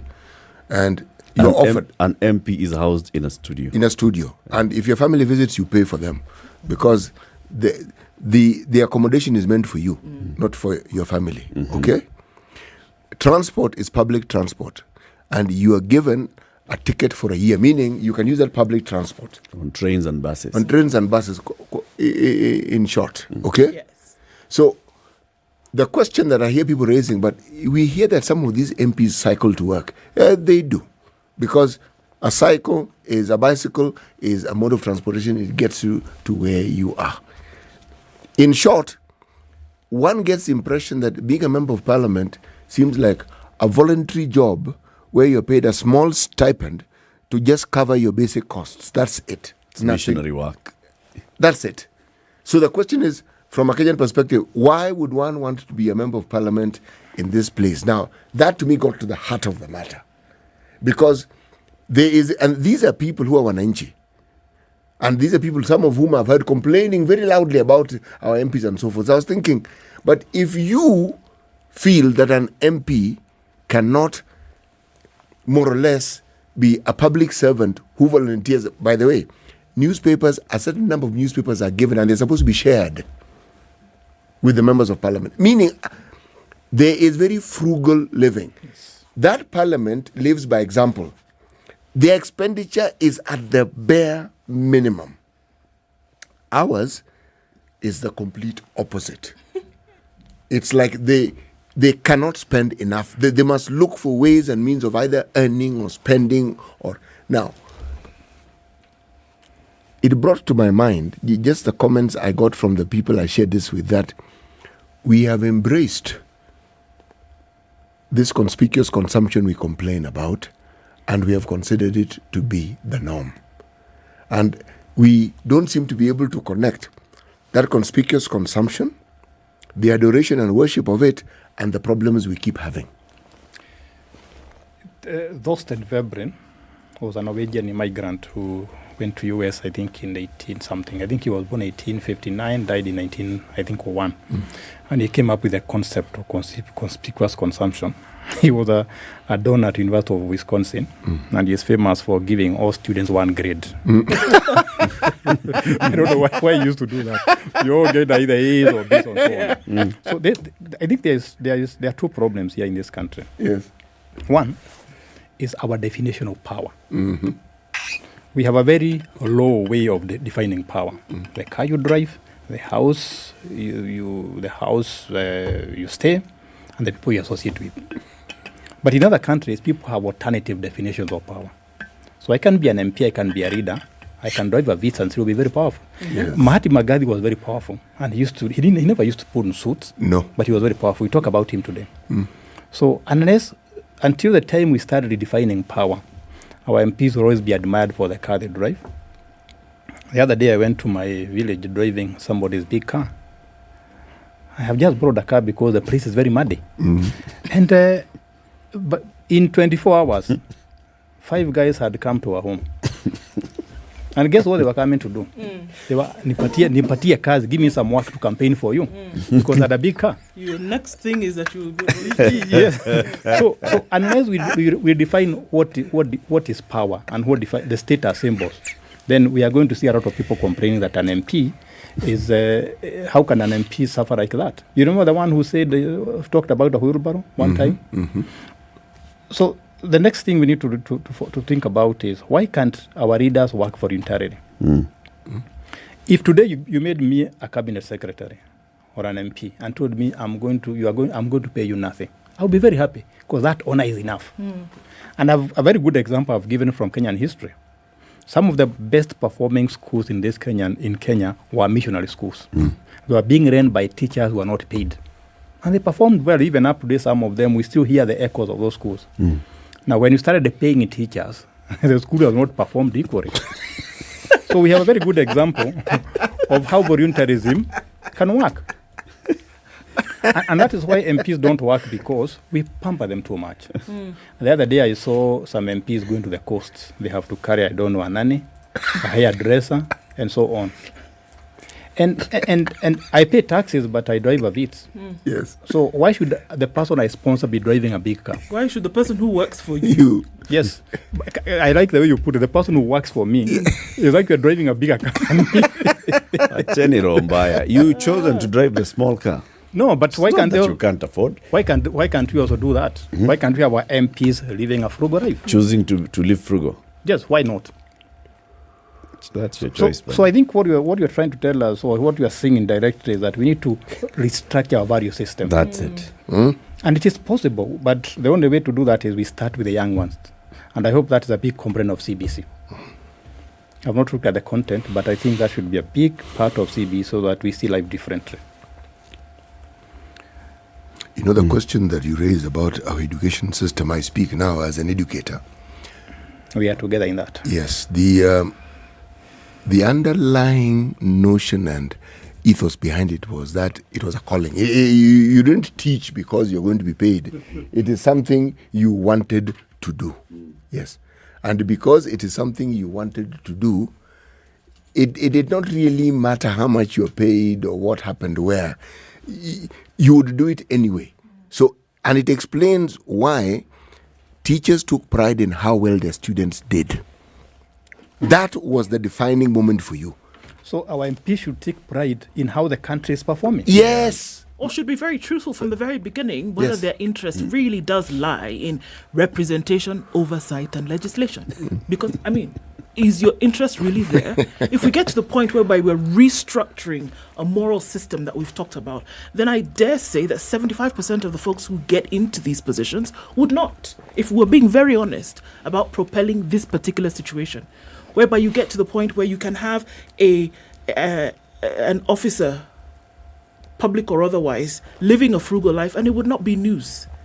Do you think it is news when you go into these countries whereby members of parliament live a frugal life or ride a bicycle to work? It's not a big deal because it's normal. We also it wouldn't be news. We also need to go beyond that. I one time visited the two parliaments, the Parliament of Ontario and the Parliament of British Columbia in Canada. Now, one thing I noted is that both parliaments are not fenced. You can walk around. It's not fenced? Yeah, they are not fenced. There's no fence at all. Okay. So why do we fence our parliament? They don't have barbed wire? There is nothing. No broken glass? No. Okay. I even walked into one of them. Because if you are elected by the people, you should be open to the people. Don't hide from them. That's why I'm saying we need to a lot of restructure in how we view life, how we view power, how we view the people who vote for us, the people we serve, and so on. This class system in this country is another problem. That I have to be in that class, somebody has to be in that class. So we need to break those classes. And I hope that is one of the agendas of the House of Government, because we want people to think as equals. Open the doors of State House to the hustlers. Yes. Let them come and the doors of opportunities. And the doors of opportunity to the hustlers, so that they can all see and feel that they have the opportunity. You gave the example of South Korea and said, look at the journey that they had to undergo. But it took leadership. That's true. It took, a certain crop of leaders, not many, Has there been 1, 2 to 5 who led by example? So maybe that's all we need now. The thing is, the people of South Korea did not identify that leader. They just elected that leader by chance, and the leader happened to be a good leader. But I think there's one thing I need to add also, that we need to redefine, maybe to respond to your issue, we need to redefine what is capitalism. Capitalism was never about money. It was about you pursuing your interests as a society benefits. But if you're a very good broadcaster, people benefit from your broadcasting, and we pay you well for that. If I'm a very good engineer, I'll be paid very well for my engineering work, but the society also benefits. But now we seem to have defined capitalism as parasitism. But how much can you eat from the others by doing as little as possible? And that's why we're not progressing as fast as expected. And the budget should give incentives to the people who work hard, the people who go beyond the core of duty, not the people who are able to game the system. Based on that, and from now, the numbers that we're looking at from yesterday, and even the projections, the calculations, the conversations that have been had over the last 3 or so months, if you were to give, a look into your economic crystal ball, what would the next 1 year look like? With the numbers and also obviously a bit of, common sense in terms of what we truly see to be the issues. What does it look like? I wish that I was a prophet, so I would give a more realistic projection. But in the next 1 year, I don't expect things to be very rosy in the next 1 year. So because if you raise taxes, it damps the economic growth. But if these taxes that we are going to raise, if the money we are borrowing from IMF is put into the right use responsibly, then we are going to suffer in the next 1 year. Then after that, I would see things becoming lossy. I would see things turning around. So the key word here is, are we going to put the money we are raising from taxes, from debt, or cutting the waste into the right use?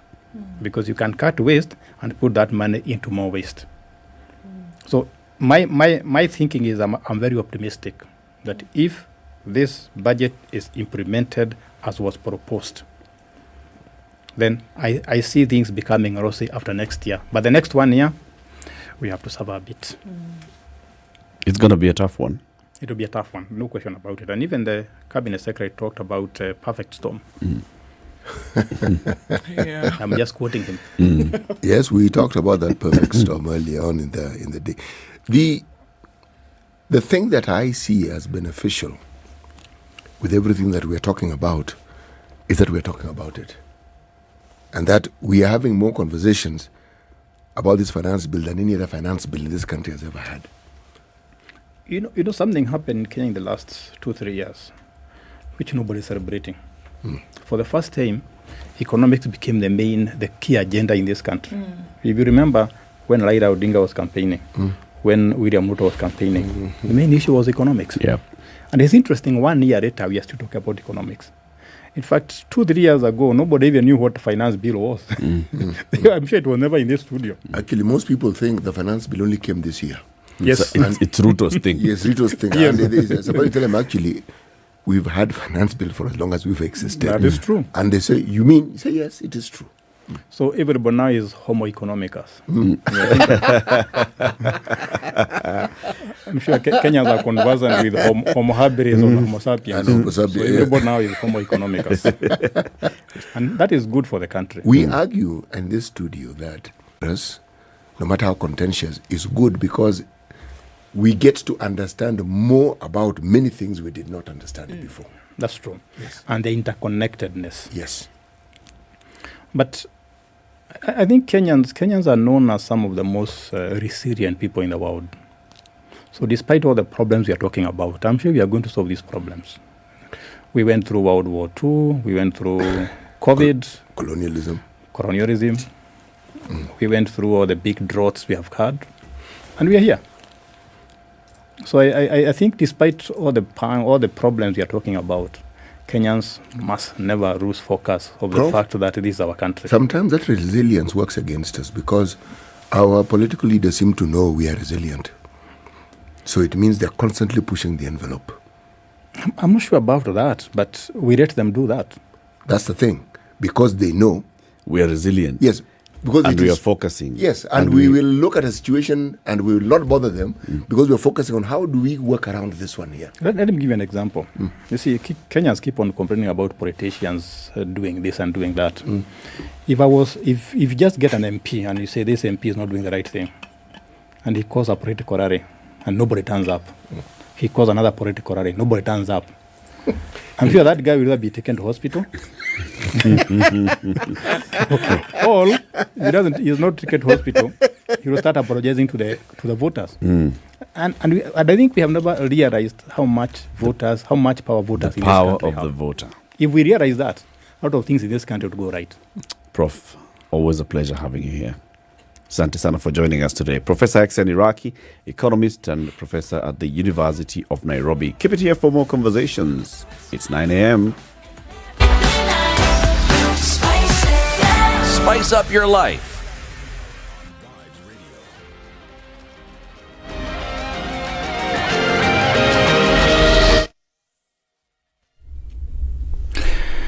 Good morning, this is Newswire. I'm Dennis Aseto.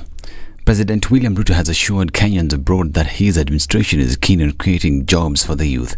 Speaking to the Kenyan community in Geneva, Switzerland, the head of state insisted that he is also focused on creating a conducive environment for Kenyans at home, as well as those in the diaspora. He went on to say that Kenya must keep pace with global changes that have taken place in the nature of work. Now, a governor from Sudan's Darfur region has been killed hours after accusing the paramilitary rapid support forces of committing genocide. In a TV interview, Hamis Abakar had asked for international intervention to stop violence in West Darfur. He blamed on the RSF and its Arab militia allies. The conflict that erupted 2 months ago between the RSF and the army has inflamed ethnic tensions in Darfur. The army said the RSF abducted Abakar and executed him, which he denies. He is the most senior official known to have been killed since the conflict began in April. Video footage circulating on social media appears to show a group of armed men, some wearing RSF uniforms, detaining the governor of West Darfur state. But the RSF blamed outlaws for his death, saying its fighters had tried to protect Abakar by taking him to their headquarters in El Geneina, the capital of West Darfur. It was then overrun and the governor kidnapped and assassinated in cold blood, according to RSF. Black African and Arab communities in Darfur have long been at loggerheads, with the worst violence erupting 2 decades ago when non-Arabs took up arms accusing the government of discrimination. In response, the government armed Arab militias known as the Janjaweed. They were accused of widespread atrocities and ethnic killings, described as the first genocide of the 21st century. Now, Kenya has dismissed reports of General Abdel Fattah el-Burhan's rejection of President William Ruto to lead Sudan peace talks. The clarification came after reports emerged that the military general preferred South Sudan President Salva Kiir Mayardit to replace Ruto as head of the Intergovernmental Authority on Development mediation team on the Sudanese capital. The Rapid Support Forces paramilitary force led by Mohamed Hamdan Dagalo Hemeti has been battling the Sudanese armed forces in Sudan capital Khartoum since April, in a war that has led to loss of lives and displacement of people. Kenya's Foreign Affairs Principal Secretary Korir Sung'ai said in a statement that no formal communication had been received on the matter in question. And traffic will be disrupted for 4 days after the Kenyan National Highways Authority temporarily closed a section of the Nairobi Southern Bypass. This is to allow contractors to carry out maintenance works along that stretch. In a notice, the authority informed motorists that the section of the road will be closed from Thursday, that is yesterday, until Sunday, June 18th. The closure will affect the Kikuyu-bound carriageway from the Vital Way Bridge to Gitaru Overpass. However, Kenya's Director General Kungundungo announced that motorists would access the area every night from 6 p.m. to 9 a.m. Motorists have, however, been advised to approach the section with caution and to follow the traffic signs and guidance in place. Now, the Methodist Church in Kenya has recalled back their excommunicated members to continue worshipping with them after the court agreed to reinstate their rights following leadership wrangles that have been ongoing since 2021. The acting presiding bishop Bishop Reverend Isaiah Deye Thursday, while briefing the public, expressed gratitude to the court for agreeing with the decision made by the Standing Committee on the conference to reinstate the rights and privileges of the ministers and members. According to Bishop Deye, the court ruling delivered on June 12th barred the immediate former presiding Bishop Joseph Ntombura from exercising any function claiming to be presiding bishop of the Methodist Church. Now, the world's largest kidney stone has been removed from a patient in Sri Lanka, and it's about the size of a grapefruit, as long as a banana, and as heavy as 4 hamsters. Now at 13.372 centimeters, 5.26 inches long, and weighing 801 grams, the kidney stone broke 2 world records when it was removed by Sri Lankan army doctors on June 1st. Previously, the record was 13 centimeters for long, set in India in 2004, and 620 grams for weight, set in Pakistan in 2008, according to Guinness World Records. Guinness World Records has confirmed that both records have been broken by the Sri Lankan stone removed at the Colombo Army Hospital. This is News Wahab. Dennis Asada, good morning.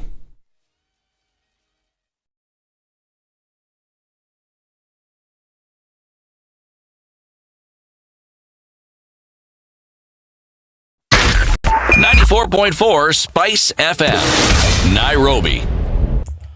All right, a few minutes after 9 o'clock, and indeed not much in terms of traffic on our roads today.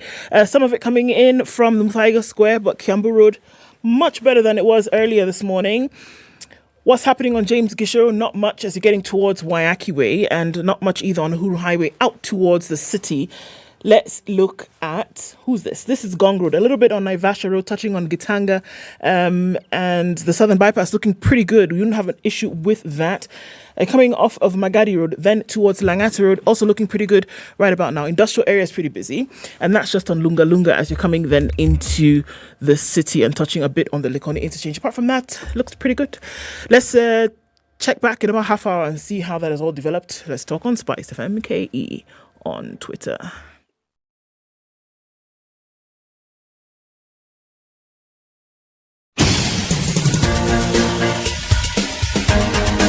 This is The Situation Room, the home of hard-hitting political commentary and penetrating insights about the state of the nation. This is a talk radio experience like no other. The Situation Room, a place for hard truths, debates, and elevated conversations. The Situation Room, witty, political, engaging, deep, controversial. In the room, we have C.T. Muga, researcher, academic, seasoned political observer, a fountain of wisdom in these politically uncertain times. Ndu Oko, Nigerian by birth, Kenyan by choice, communications expert, Pan-Africanist, a truth seeker and believer in people power, and Eric Latif, agent provocateur, the man in the chair, seasoned journalist, news hound, a man who believes in punching up, not down. This is The Situation Room. After 9. The only Good morning. Welcome to the final hour of The Situation Room this week. It's the 16th day of June 2023, day after the budget speech by the Minister for Finance or the Cabinet Secretary for the National Treasury. Same person. It's Friday, and therefore we keep saying, because it is Wakatano ni siku ya afya. Health Friday. We have Health Friday conversations. What's that? Lost you for a moment there. Lost you for a moment? Yeah. You work with me. I'm here. Work with me. Let's go, okay? Work with me. I've got to practice that language. Hiya. Now, remind us about Sarit Center. Okay, Sarit Center. And the opportunities to win hampers. Okay. Go. So, 1 o'clock to 2 o'clock every day, Sarit Center saying, come on down, do some shopping, because Sarit is turning 40. Sarit has turned 40. When's your birthday? You see, you've turned.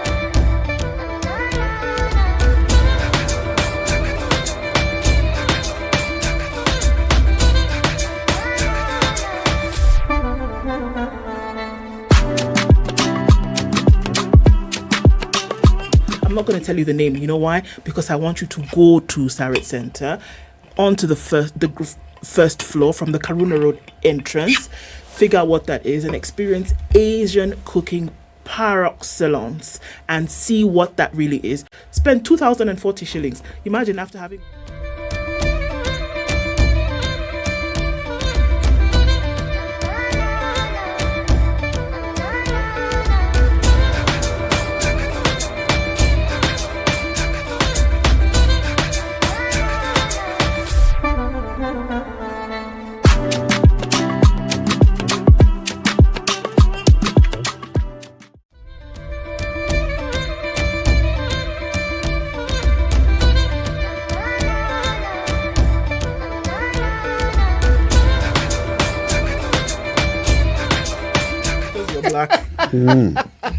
Just look at me like. By the way, the moment you enter the realm of patapotea, because chance, the role of chance, you cannot determine chance, because if you're there determining chance, then it isn't chance anymore, is it? Wacha bwana. Yeah.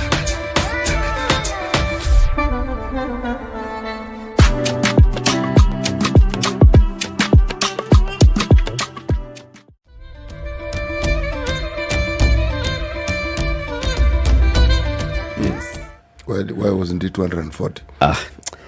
Spend 2,040.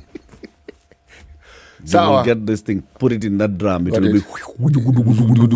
Then pick. Then I pick. Yeah, you could win that car.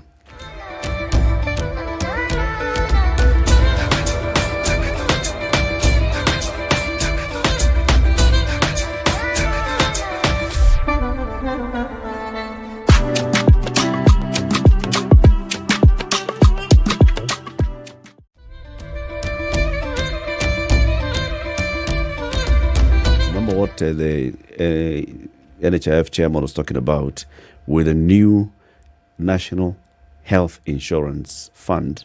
We talk about not only what you get from a hospital, but what you get in the entire health value chain. You can go to a lab that is not attached to a hospital and get services from a lab paid by NHIF, or you can go to a pharmacy, get services paid by NHIF, and so on and so forth. Let's talk about these labs and the importance of labs. And we are joined now by Dr. Alan Pamba, who is the Executive Vice President. It's just a long title. But for Roche Africa. Good morning, Dr. Pamba. Morning, Eric. Good to have you on the show. Great to be back. Karibu tena. Asante. Yeah, that's a hot seat of the Situation Room. I feel it. Yeah. Now that you are Dr. Rigiji of Roche Africa, what does that mean? Well, that's a huge title. I'm not sure whether it's a compliment or I'll take it as a compliment. So I lead Roche Diagnostics in Africa. We are one of the leading pharmaceutical companies globally with both a pharmaceutical and a diagnostics division. We have been present in Africa for decades, and we have direct presence in Africa in 12 countries, including Kenya. I chose to be based here in Kenya. You know, when I took the role, I had the option of being based in Morocco or South Africa or Dubai, but I chose Kenya with very good reasons. I think it's, in many ways, a very promising country and quite central for leveraging most of Africa and entering most of Africa. So that's who I am and what I do. Very good. When you say diagnostics, Roche Diagnostics, and it's different from Roche Pharmaceuticals, what does that mean? What do you do at diagnostics in the diagnostics division?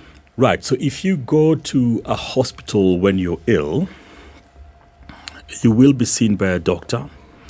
And two things could happen. You could get a prescription and get treatment and disappear, go to a pharmacy and go.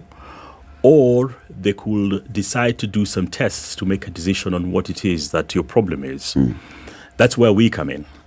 When they want to do tests, then that's the spectrum of diagnostics. And it covers what will happen in a lab as we know it, where they will draw blood or draw some sample, bodily sample, and then run it through different machines. Or imaging, you know, where increasingly we have things like CT scans and so on, in our realm of diagnostics in Africa. So that whole spectrum of investigations that help the physician arrive at the right diagnosis for what needs to be treated is a space we work in. We do not do imaging, but we do all the other stuff that happens in the laboratory. Okay. Yeah. You know, when you talk about diagnostics, it's a big word. One thinks of testing from a layman's perspective, but I'd like you to get granular so that we understand the diagnostics, the manufacturing of the equipment that fall under the title of diagnostics that Roche is involved in. Right. There's a lot to unpack there, CT. I'll try and put it as simple as I can. There are broadly 4 categories of diagnostics that we manufacture, supply, and are used in facilities. The easiest and simplest to know is point of care. So if you ever had a COVID test, one of these tests you buy from a pharmacy and you can administer to yourself, that will be an example of a point of care test. A point of care test is just any test that can be done by your physician right there, or you can take away and do at home, or can be run in a pharmacy. It's portable, it's very quick. So we have point of care tests. We also have what are called molecular diagnostics platforms. So molecular diagnostics are PCR tests mostly. So HIV testing, COVID testing in the lab, where they draw a sample that it disappears and then you get a result. So those are big machines that you will see in hospitals, Those are the platforms that do molecular testing. Then we have what falls under the category of core labs. So this is clinical chemistry. So your lipid test, your blood sugar, your blood chemistry, sodium, electrolytes, in your blood, etc. And then the last category is pathology, and that's simply put where you have tissue diagnosis with cancers, and so on. So we have equipment that fit within all those categories, and they look different and operate differently. The beauty of what Roche does is we develop systems for laboratories, so we don't just sell you one piece. We can sell you an ecosystem that covers the spectrum of tests that you may need to do for your range of patients that you see. And the systems are high throughput, so high volumes, and they're automated. So you can get a lot of automation, which means that you can serve large populations or large volumes of patients with these systems efficiently. An example of this will have been during COVID. When COVID happened, you may have had hospitals scrambling for, there's a particular machine that does COVID tests. It does a number of tests, including HIV, but COVID was what was needed at that time. And these machines ran hundreds of tests in a day. What are they called again?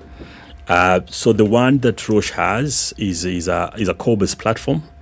I don't want to talk specifics because it borders that. Then when you have a situation where you have huge patient volumes, you need that high volume throughput to be able to meet the need. Or when you think about this at a country level, when you talk about tests at that level, and you mention COVID and talk about HIV in the same breath, one has to ask, what exactly is it testing? I mean, what is this thing that it tests that tells you it's COVID as opposed to being HIV, as opposed to being something else? And that is a level of detail, again, which, may be confusing for some people, but a very good question. So if you look at the example of either COVID or HIV, you can have what are called antigen tests that test for the actual virus, particles of the actual virus. Or you can have antibody tests that test for your body's reaction to the presence of the virus. And these are two different tests. Of course, the antigen tests have a higher level of precision because they're actually detecting the pathogen itself. Okay. Enough about Roche. Let's talk about a healthcare system. Yes. Okay. Many people, when you go to the basic health facility and you find a healthcare practitioner, they want to understand what it is that you have presented yourself with. Then they're able to diagnose you and know, all right, so this is what I'm dealing with and this is how I'm going to treat or manage, whatever the case. Now, many health practitioners will talk about the need to have at least some basic kits, and they don't have them. Now, let's talk about the importance of that. Of when you're trained as a doctor, you are trained on how to identify what this is. There's, that whole elimination matrix and knowing this. So how do you feel when I hit your stomach? What are you feeling? You put on the stethoscope and run it wherever on my knee. I'm kidding. And all those things. But because as a doctor, you're trained on how to diagnose, at what level do you start needing extra support in terms of machines, equipment, and others? So I'm going to throw a couple of statistics at you, and then hopefully it'll help structure the conversation. Okay. This is an incredibly important conversation for me. And, when I get a platform like this, I take advantage of it and I share my thoughts. First thought, we're talking about universal health coverage in Africa. It's a noble goal. It's about time. And it is important. And I think it also underpins Africa's economic growth. It underpins Africa's economic growth because the three key areas of investment that will drive Africa out of poverty are investments in human capital. It's health, it's education, and it's agriculture. Those three. We lag far behind on those three because we don't have a good balance on the proportion of GDP that we allocate to them. We have a hugely enviable population, 1.4 billion people strong, average age 20 years. If they're educated, if they're healthy, if they're well-fed, they will not be dying in the high seas trying to cross over to Europe. It's a big shame for our continent. We need to stop that. So these three key areas need investment. We need to build Africa's human capital to get us out of poverty. The rest will follow. I've traveled 4 African countries just, this week. And in every single one of them, similar to Kenya, where the dollar's gone home to the US, people are struggling. The one thing that is helping the country are remissions from the diaspora. People from those countries who went abroad, they're educated, they're healthy, and they've got good jobs, they're sending money back home. A lot of African countries are now depending on this. That's human capital. Why don't we invest in the people who are here in the continent in those three key areas? Now, we're talking about health and universal health coverage. When I think about the conversation on universal health coverage, there's a bigger conversation that needs to be had, and that is on GDP budget allocation to health. In 2001, African heads of states got together in Abuja and signed a declaration saying we're going to put 15% of our GDPs to health. 15%. 20 years later, there are less than 6 countries that have done that, and none consistently. One year you hit 15, the other you don't. Most of our countries are hovering between 3 to 5% of GDP being put in health. Forget about universal health coverage with that. It's a pipe dream. It starts there if we're going to be serious. So I'm going to build to your question, Eric, but I think it's important to get the context. Now, we put 3 to 5% of our GDP on health. And of that full total health budget, less than 2% goes to diagnostics. This is not unique to Africa. It's a statistic that is common across the world. Diagnostics are hugely undervalued for many reasons. When I trained as a physician in this country and started practicing, we clearly saw the lack of diagnostics. We had patients who will come in with, trauma, brain trauma. Somebody has been involved in a road traffic accident. It comes in a coma, and you need to do brain surgery. They probably have a clot, a blood clot in their brain. So you need to take it out. Now, ideally, you should do a CT scan to see where the clot is before you open the person's head. We never had CT scans. Granted, we were good physicians back then, and we were trained by good physicians. And as you described, Eric, we had physicians who, purely with physical exam, they could tell you precisely where that clot is. You went in with surgery and you found the clot there, and we did it. But there's a limit to that. And those sort of physicians are few and far between today. What has happened is technology has developed. Today we have testing platforms that can give you an answer in 70% of clinical decisions that need to be made with precision. This is malaria, this is HIV, this is COVID, this is whatever it is you want to diagnose. 70% of conditions we can't diagnose for you. But we spend 2% of our health budgets on diagnostics. So there's a big gap there between leveraging technology that already exists to give precise diagnosis and letting patients, come in or suffer the consequences of lack of that. Because what happens is we end up diagnosing a lot of our diseases with the naked eye, and by the time you're doing that, it's too late. It's too expensive to treat, or you can't treat it at all. So cost to human capital. Now, my argument is that with investments in diagnostics, let's move away from the 2%, put a bit more into that, you will save on the overall health budget because you will be more precise in what you treat, and you will waste your medicines less. I don't know if you've ever had the experience when you've gone to a doctor, they've sent you for a malaria test, they don't trust it, they throw it away and they say, I'm going to treat you for malaria, I'm going to cover for bacterial infection, and then it's multi-therapy, right? They just throw the kitchen sink at you. That's happening right now in our country. And that is contributing to a high treatment cost. And so what happens... And also something even more grave than that, lack of trust in the system. Correct. That you go to a mechanic and a mechanic tells you need to change shock absorbers and you're like, all right, let's change shock absorbers. You go to a doctor and the doctor tells you we need to treat this and you are always looking for second opinion. That is a bad thing. It is.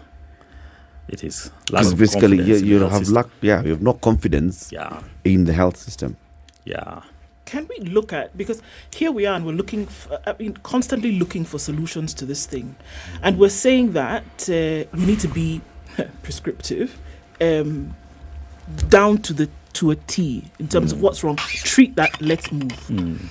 At the same time, we're also saying that preventative care obviously is something we want to go into. Impossible to go into preventative care if your research is not up to scratch. If you don't have budgets that apply to these things, then it is almost impossible for you to do this thing. So in as much as there is an ability, there is no priority when it comes to putting health on top of the agenda, because then the very simple basic question is, what is the problem? If we know that to have societies that function, you need well-fed, healthy, educated people, it is clear.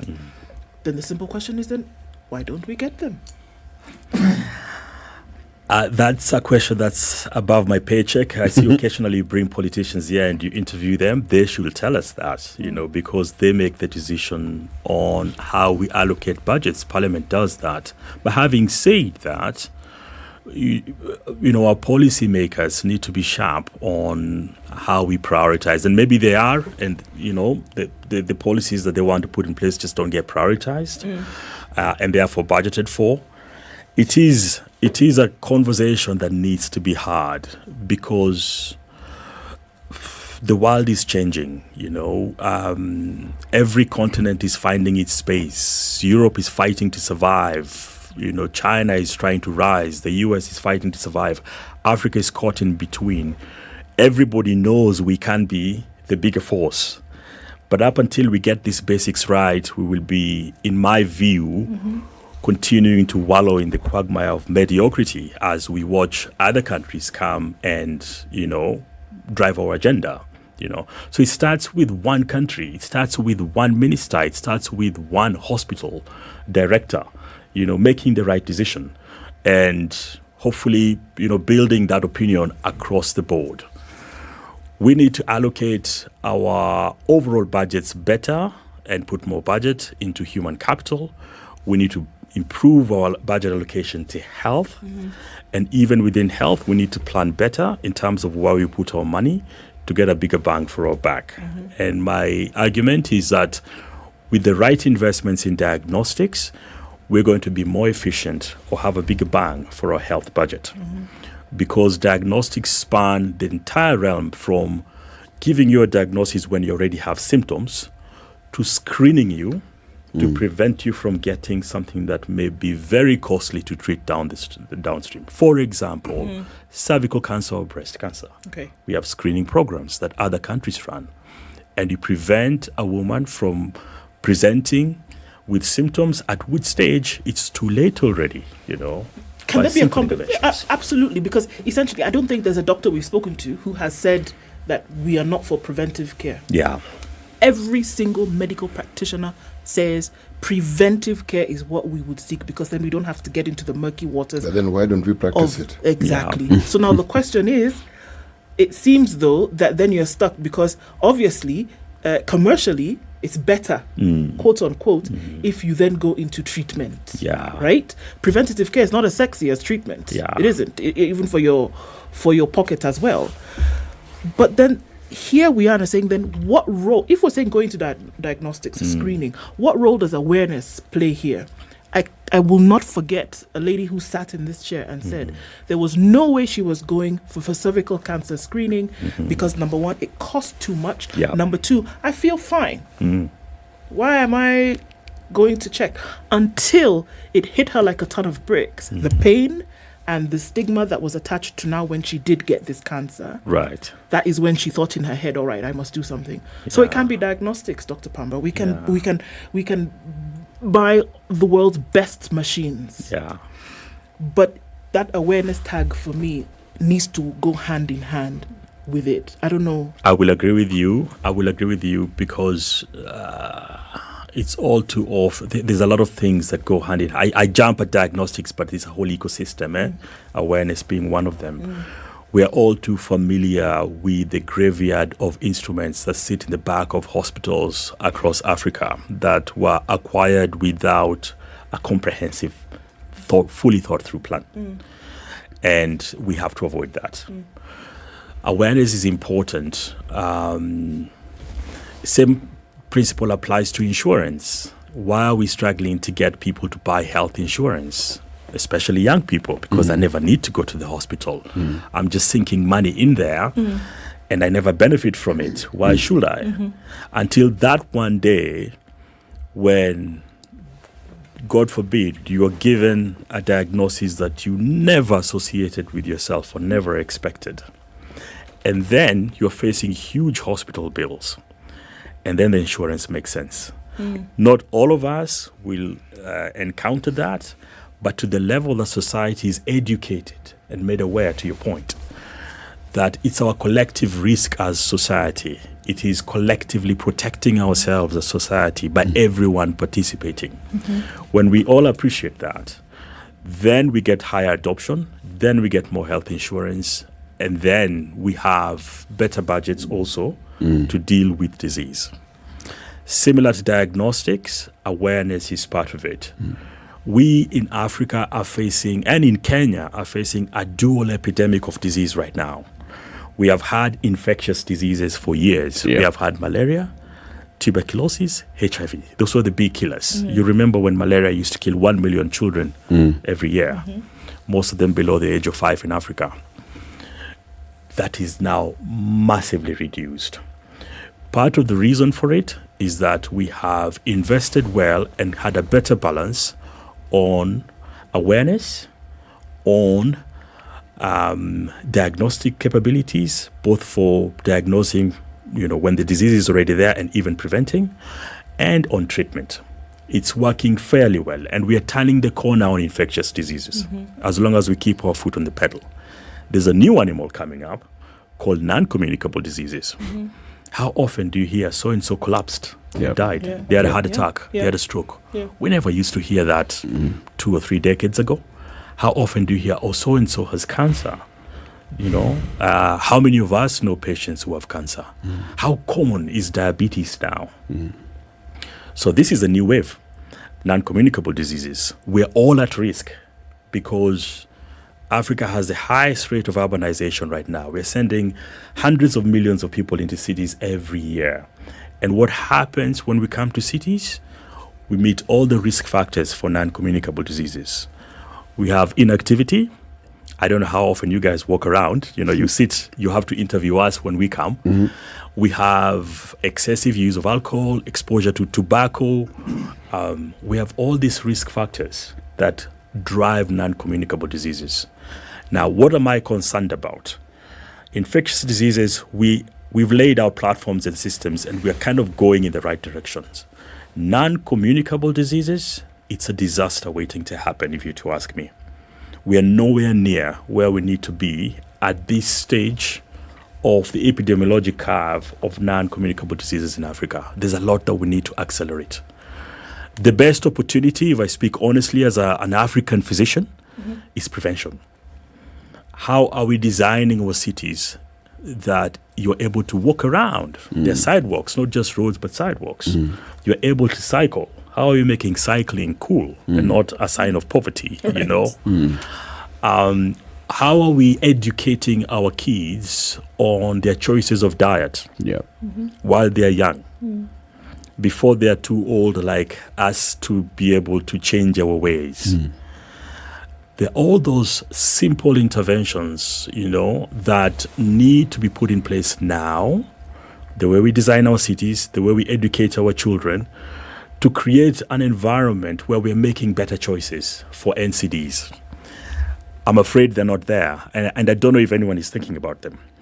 We often will jump to treatment when the problem is already there. We need to treat cancer.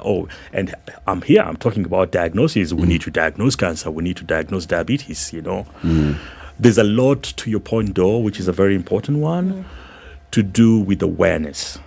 And of course, planning here as well, multi-sectoral planning. Which is a big thing. Let's take a break. 25 minutes to 10. Dr. Alan Pamba is the Executive Vice President at Roche Diagnostics Africa. He's here because we want to talk about the value of diagnostics in an African healthcare system and where we are at so far. This is the Friday, a Health Friday conversation. Let's take that break and then we come back. As we take the break, I want you to go to your smartphone, go to Play Store or App Store, search for 911 Group App. That's 911 Group App. 9, the number 9 and 1 and 1, and then the word group. Look for it. You need it.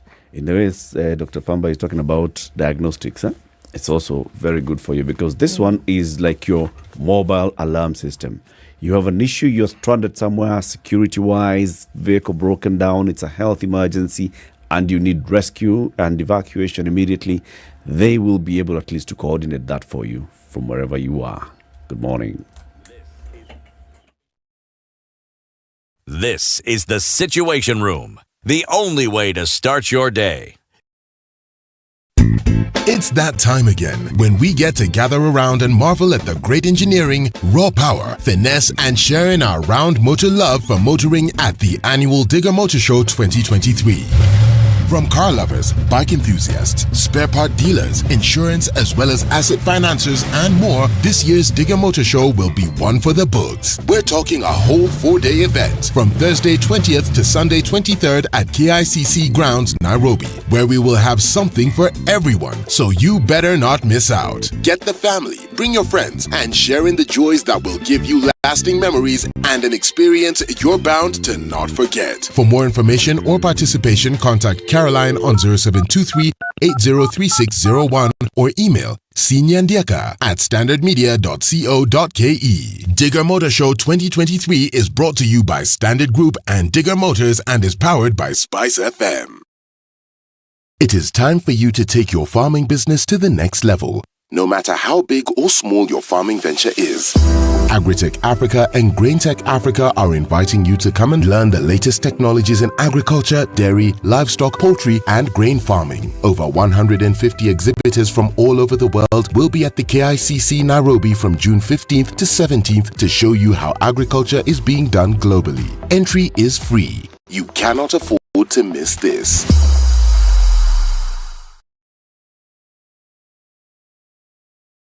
Bro, the game is about to start. Let's go. Yeah. But just give me a minute, man. Malize. What's up? Who are you chatting with? I'm just filing my returns, then we bounce. Because I hope you remember the deadline is June 30th. The game will start, banner. Where it doesn't take time. And yep. I'm done. That was fast. Wait. Show me how you've done yours because I don't want to pay any penalty. Just log into itax.kra.go.ke and file your returns. And if you don't know how to, just go to KRA's YouTube page and watch a tutorial. It's that easy. Allah, filing returns is easier than cooking. Easy peasy, msay. Kenya Revenue Authority reminds all PIN holders to file their 2022 tax returns on or before 30th of June 2023. For assistance, call 0711 099 999 or email callcenter@kra.go.ke. You can also visit any of the KRA service centers or any Huduma center countrywide. In Nairobi this morning, highs of 24. We'll see highs of 26 in Nakuru, where it's sunny at 18. 16 and cloudy in Nyeri, and 18 and sunny in Eldoret. It's 26 and partly sunny in Mombasa, and partly sunny at 28 in Malindi. Kisumu will see highs of 28, and Kakamega will see highs of 27. Sun is up in Kampala at 24, going to highs of 27, and 27 in Dar es Salaam, going to highs of 30. It's sunny at 6 in Johannesburg, highs of 20 and lows of 5. And Lagos is cloudy at 25, highs of 30. 23 and mostly cloudy in Kinshasa, highs of 31 and lows of 22. It's 38 degrees in a mostly sunny Beijing.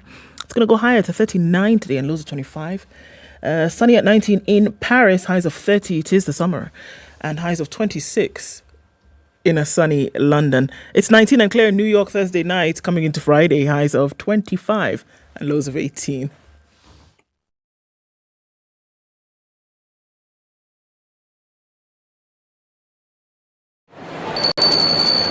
Yay, Mom, this! Oh, look, it's so beautiful. Mom, can I pick one? Yes, pick. We need to win the car. In fact, enjoy free Wi-Fi and the convenience of the Sarit prepaid parking card and gift vouchers. Don't miss out on this great shopping experience. Sarit at 40, celebrating our journey together.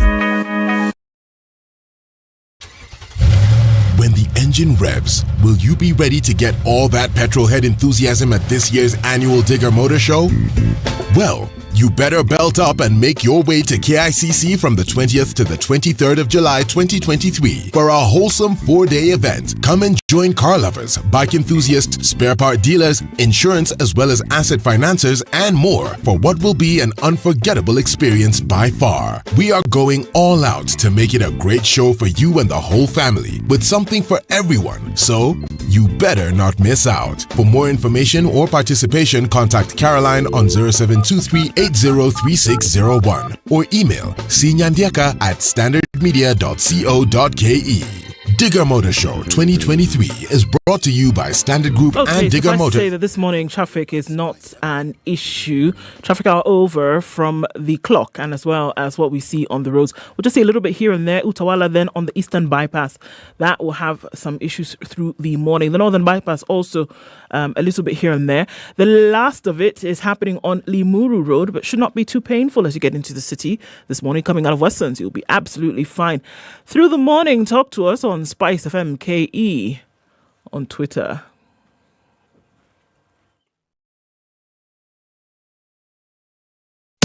Business News with Spice FM. I'm Dennis Aseto. President William Ruto's government will spend an additional 300 billion shillings in the financial year 2023-2024 compared to a similar period last year as it seeks to fund its manifesto. The Kenya Kwanza administration budget has increased from 3.3 trillion shillings in the 2022-2023 financial year to 3.6 trillion shillings. The National Treasury expects to raise 2.89 trillion shillings, out of which 2.48 trillion shillings will go into recurrent expenditure and 689.1 billion shillings in development projects. The government has invested a total of 11 billion shillings since it first unveiled the Hustler Fund. National Treasury's Njoroge said this while reading the 2023-2024 financial year budget at the National Assembly. The Hustler Fund, which was launched by President William Ruto, intends to address unemployment and the lack of possibilities for low-income workers through accessible credit. Kenyans buying electricity tokens via Airtel Money will be exempt from paying transaction fees in a deal with Kenya Power. Airtel Money Managing Director Ann Kinuthia Otieno said the initiative seeks to cushion Kenyans during these tough economic times. Otieno added that both prepaid and postpaid customers will benefit from the service for the next 6 months. For Spice Business, I'm Dennis Aseto. Spice FM Business. Mature, intelligent talk every morning. Spice up yourself.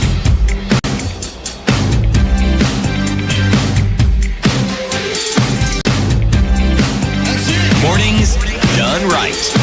94.4 Spice FM, Nairobi. So with a conversation with Dr. Alan Pamba, Executive Vice President of Roche Diagnostics Africa, the value and the place of diagnostics in our healthcare system. City?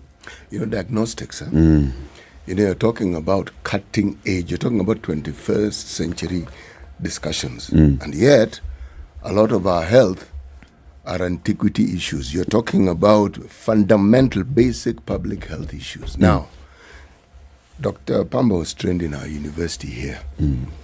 There's a unit that they're trained in, it's called public health. Okay?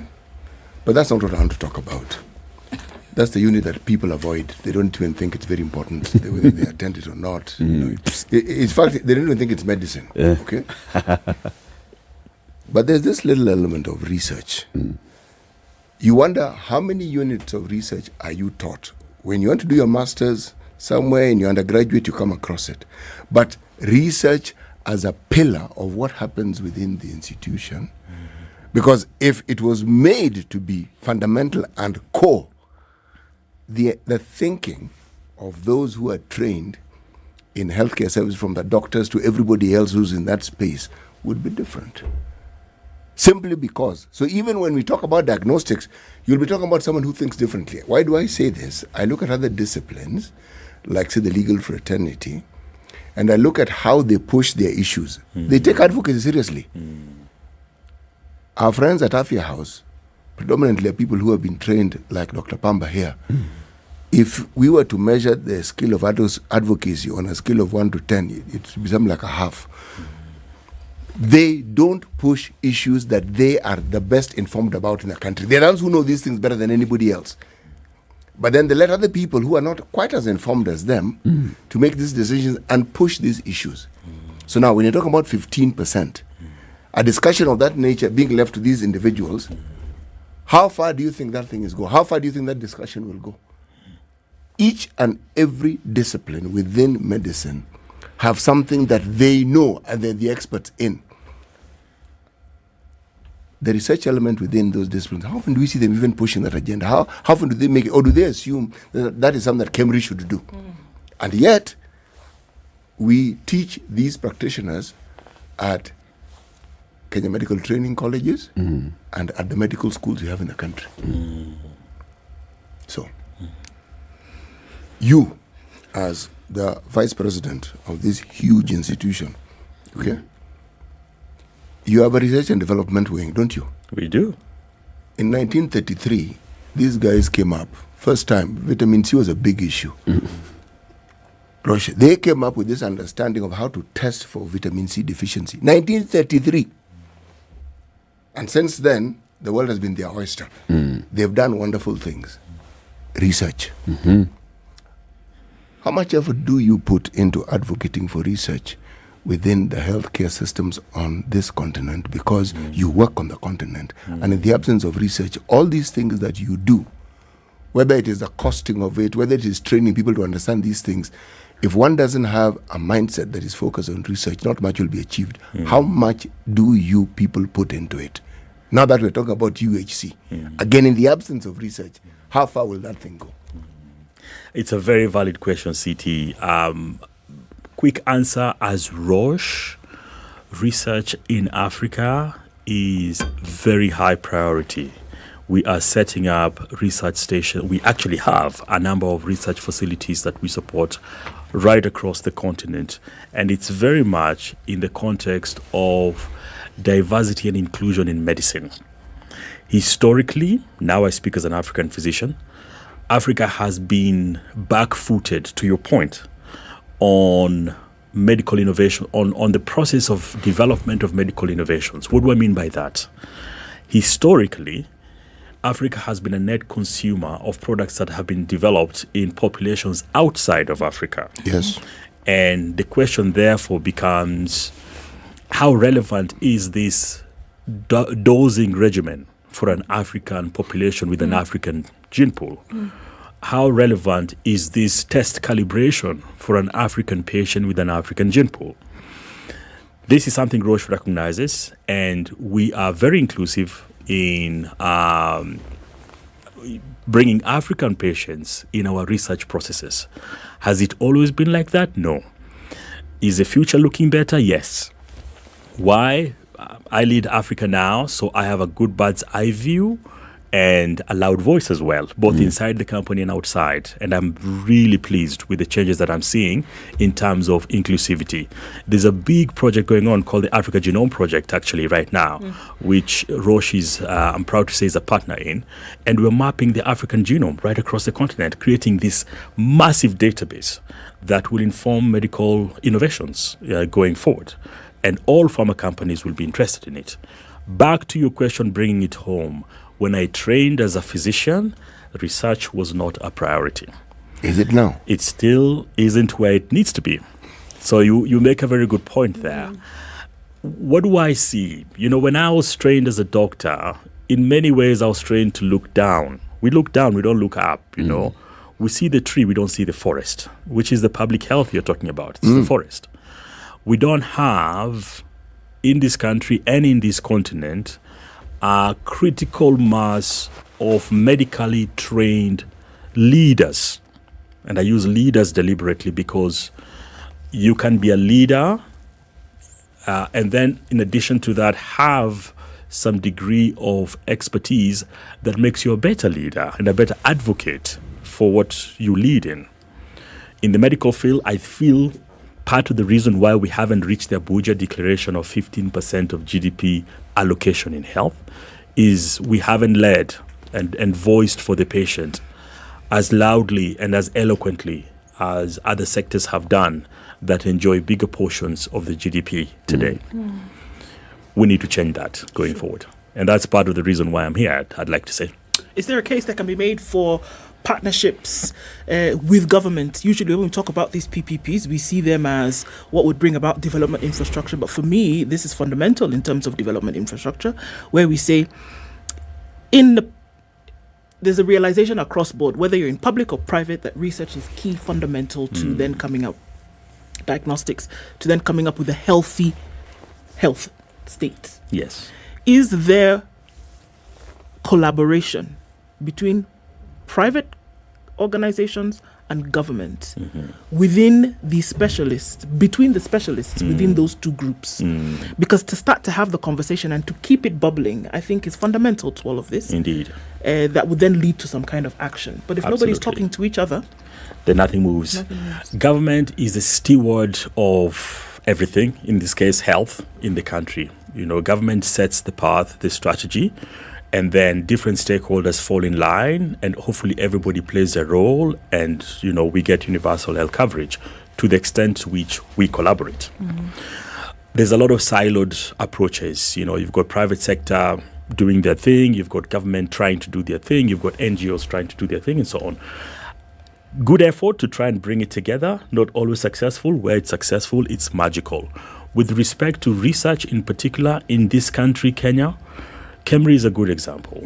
You know, this is a government initiative or platform on which a Roche or a GSK or any other, you know, company can latch its expertise and carry forward science collaboratively. KEMRI trains a lot of African scientists and leverages a little bit of financing from the government, and I think a lot more from external entities, be they in the industry, pharmaceutical industry, or other entities such as CDC, Gates Foundation, and so on. Wellcome Trust, and so on. That is an example of collaboration. Research definitely is an area that requires collaboration, because very often a lot of the science moves thinking forward but may not necessarily give you a return on investment in terms of dollars immediately. Sometimes it's not very obvious, what you get. For example, I worked for Kemri for a few years after qualifying as a physician, and we developed treatment algorithms for severe malaria in children. Mm-hmm. So in Kilifi, we had kids coming in the malaria season by the thousands. Mm. And we found the best algorithm to deal with a sick child coming in with certain symptoms to maximize the probability that child will survive. Mm. Now, that took research, took Wellcome Trust money, a lot of investment. And we were able to give, I think it was about a 90% probability of survival. Mm-hmm. If that child with those severe symptoms stand up at that hospital, using that algorithm. Now, those children are alive today, I'm very happy to say. But nobody pays you back for the research you did to develop that algorithm. Mm-hmm. So this is collaborative effort where different entities are required to contribute and move science forward for the betterment of humanity, for building our human capital. Actually, you do get payment for it. If you consider what implementation science does, people who began what you're doing contributed to it. Now, when something moves from research to practice, do you need a bigger reward? Because you actually see the outcome of what you started, and you see it in real time, in your lifetime, not after you have died. Mm. But I have to ask this question. When we talk of these collaborations, Wellcome Trust being the benchmark for today, does Roche have similar collaborations with institutions like that across this continent? We do. And, it's a great question, CT. Let me leverage your question to tell you what Roche is doing for diagnostics in Africa. Mm. And I'm excited to share it because I've been with Roche for 1.5 years. What we've done with my team over the last 1.5 years is to build a 10-year strategy for Africa on diagnostics. In our strategy, we start in 2021, and we start by looking at how many tests were we supplying to the continent of Africa? We estimated about, I'll give you some numbers now, 340 million tests. It's a drop in the ocean compared to what we did globally. We did 27 billion tests globally. Mm-hmm. You know where most of those go? The US, Europe. Yeah. Mm-hmm. Africa, 340 million. I estimated in 2021, we reached 50 million Africans with that number of tests. Mm-hmm.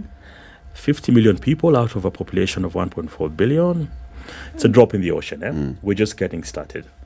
Now we've built an ambition to reach 500 million people by 2031.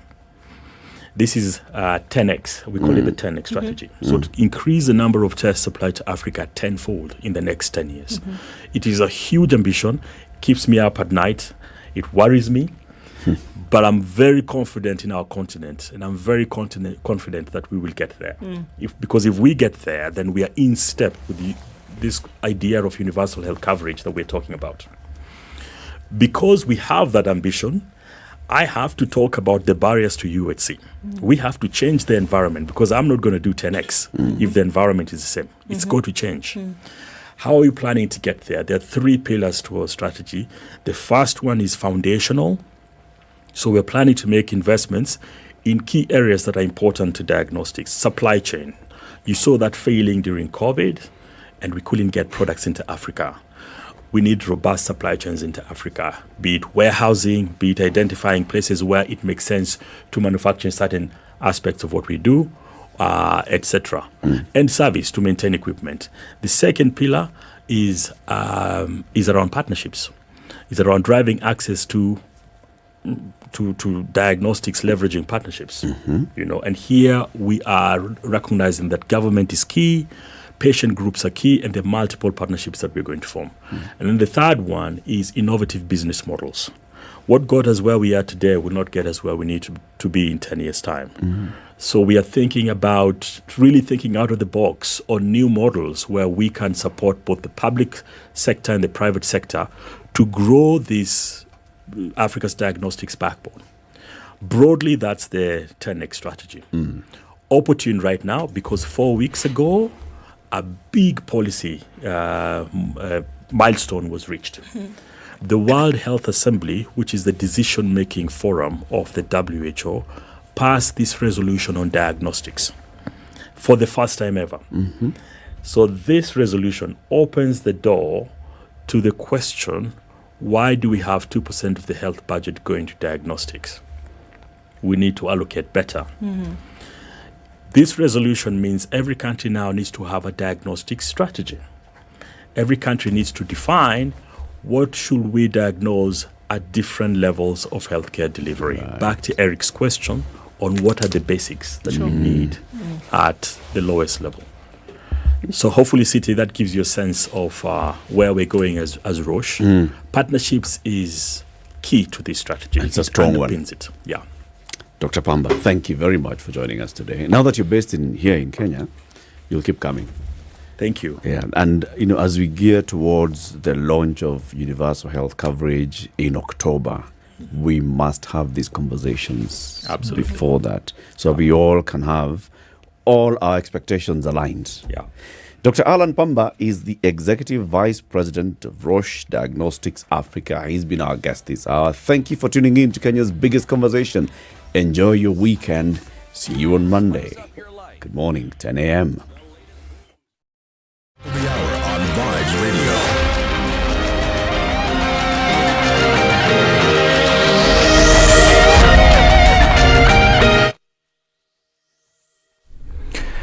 Good morning, this is Newswire. I'm Dennis Aseto. President William Ruto has assured Kenyans abroad that his administration is keen on creating jobs for the youth. Speaking to the Kenyan